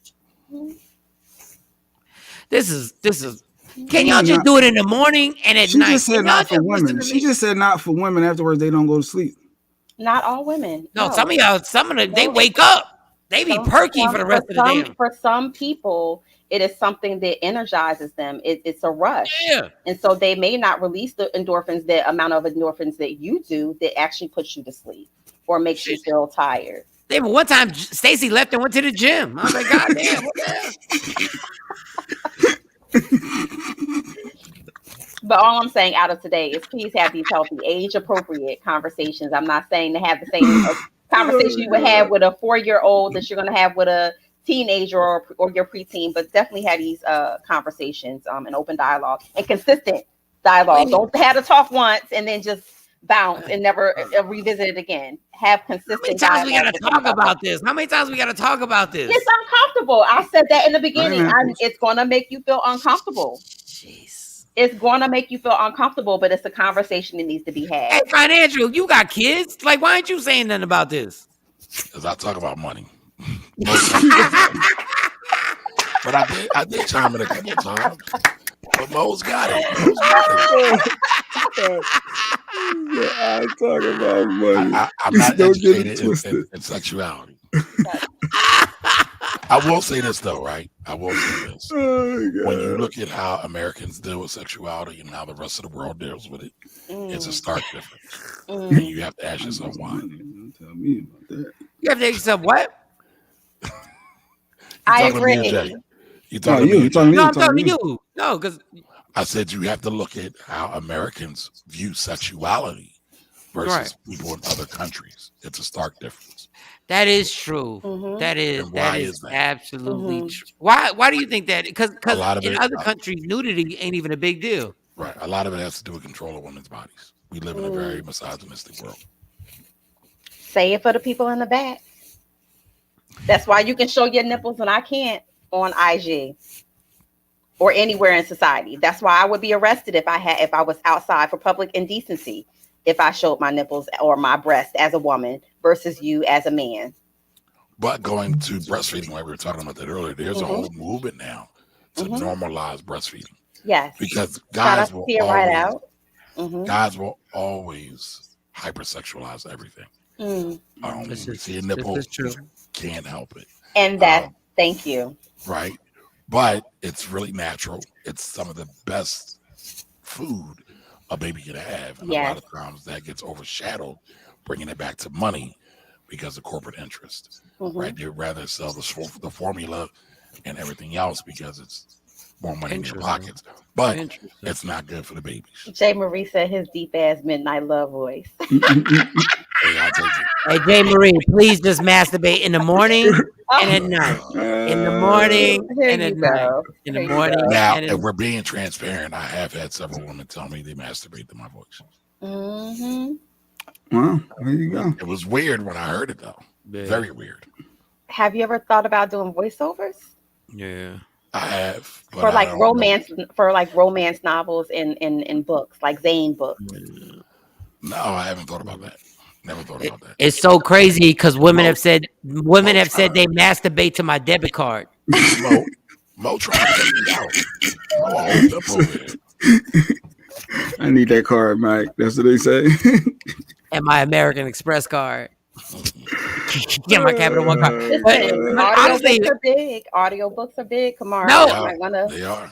Actually, that is, you should be a millionaire just off of reading books. Like, and for real, especially like horrors. Like, I'm not even getting into what Mo's getting into, but like, and Jay Marie's on a different level because she just came.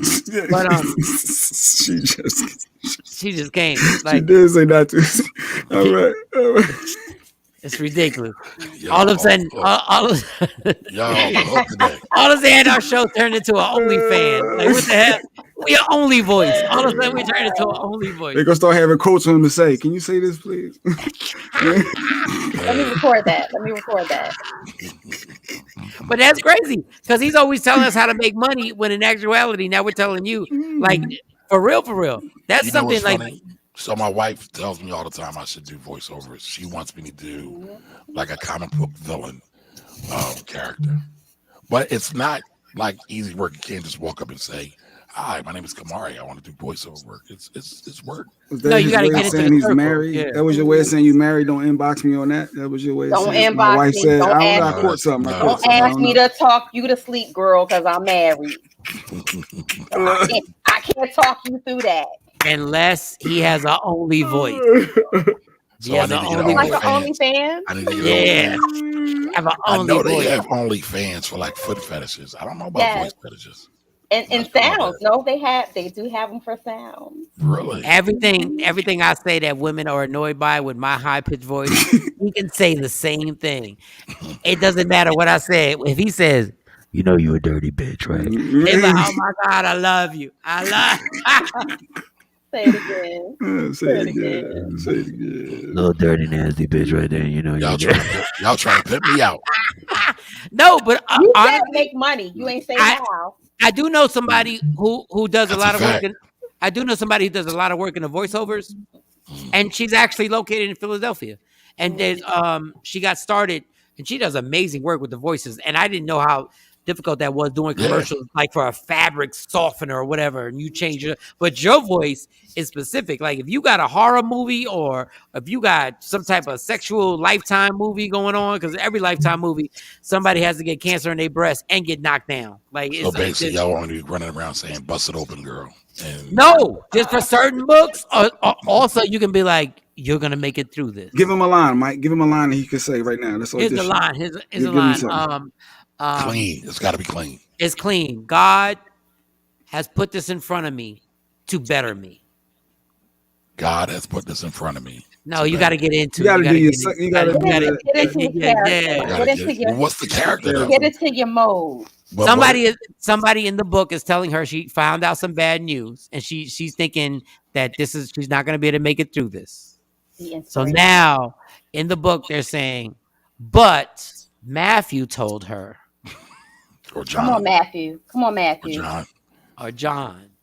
God has put this in front of you. Deeper. We need it deeper. Get over. I can't go deeper. You go deeper. I'm the director. God damn it! That's why you're not gonna work. This is not a porn. This is not a porn show. No. Can't go deeper. Okay. Get more that you're trying to save the woman. Say you're trying to save her. Like you got deeper earlier when you were really into the subject. Okay. All right. Y'all put me on the spot. Y'all making me nervous. No, don't get nervous. I'm telling you, you can do this. God has put this in front of you, so you can get through it. So you can become better. Oh, God has put this in front of you, so you can become better. Dog, I'm telling you, right? Was that it? I'm telling you, you can kill this. No, I'm not even. I know you think I'm joking. I thought you were. Mo knows. Listen. Oh, I get like I need a 10% finder's fee and a 5% coaching fee, and we got this. No, Jay Black's a hater. Jay Black's a hater. Jay Black's not gonna. Anywhere there's value, I'll pay for it. I'm telling you, we're gonna write. So y'all just called me and then I set everything up. No, nobody called you. You're a hater. You don't get I'm the middle person here. I'm the guy. You don't get nothing too, Jay. Don't worry about it. I won't forget about you. You don't get nothing. Wednesday, promote your spot Wednesday on Instagram. Wealthy Wednesdays every Wednesday, 8 p.m. here on Instagram, Facebook, and YouTube. I talk about money.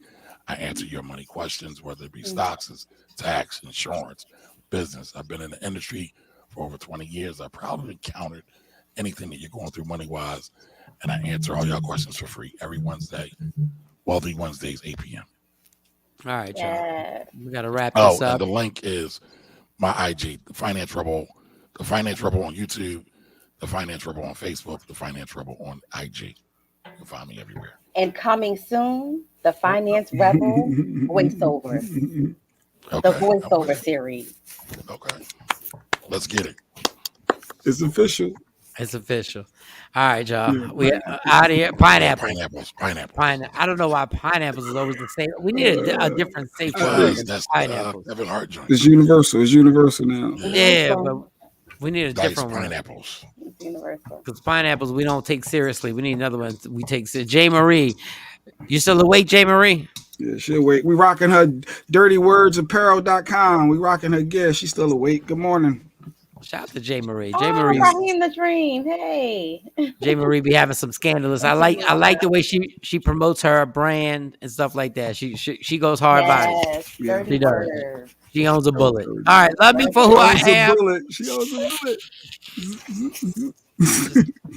I can't. All right, Jay, guys. See no. you next Monday. All right, see All ya. right, y'all. See ya, All right. see ya, see ya, Let me see know who ya. I am, nothing you want me to be. I can never be that and understand there's only one thing in life that's guaranteed it will end. So enjoy every minute, every second. You fight for everything, fight for your happiness. Never let anybody steal that from you. It's Mike Shawn, Jay Black, Sexy Mo, Financial Rebel. Yeah. Shawnee Scott will be back with us next week. Yes, yes, Shout out yes. to everybody rocks out with us. We'll see you tomorrow morning.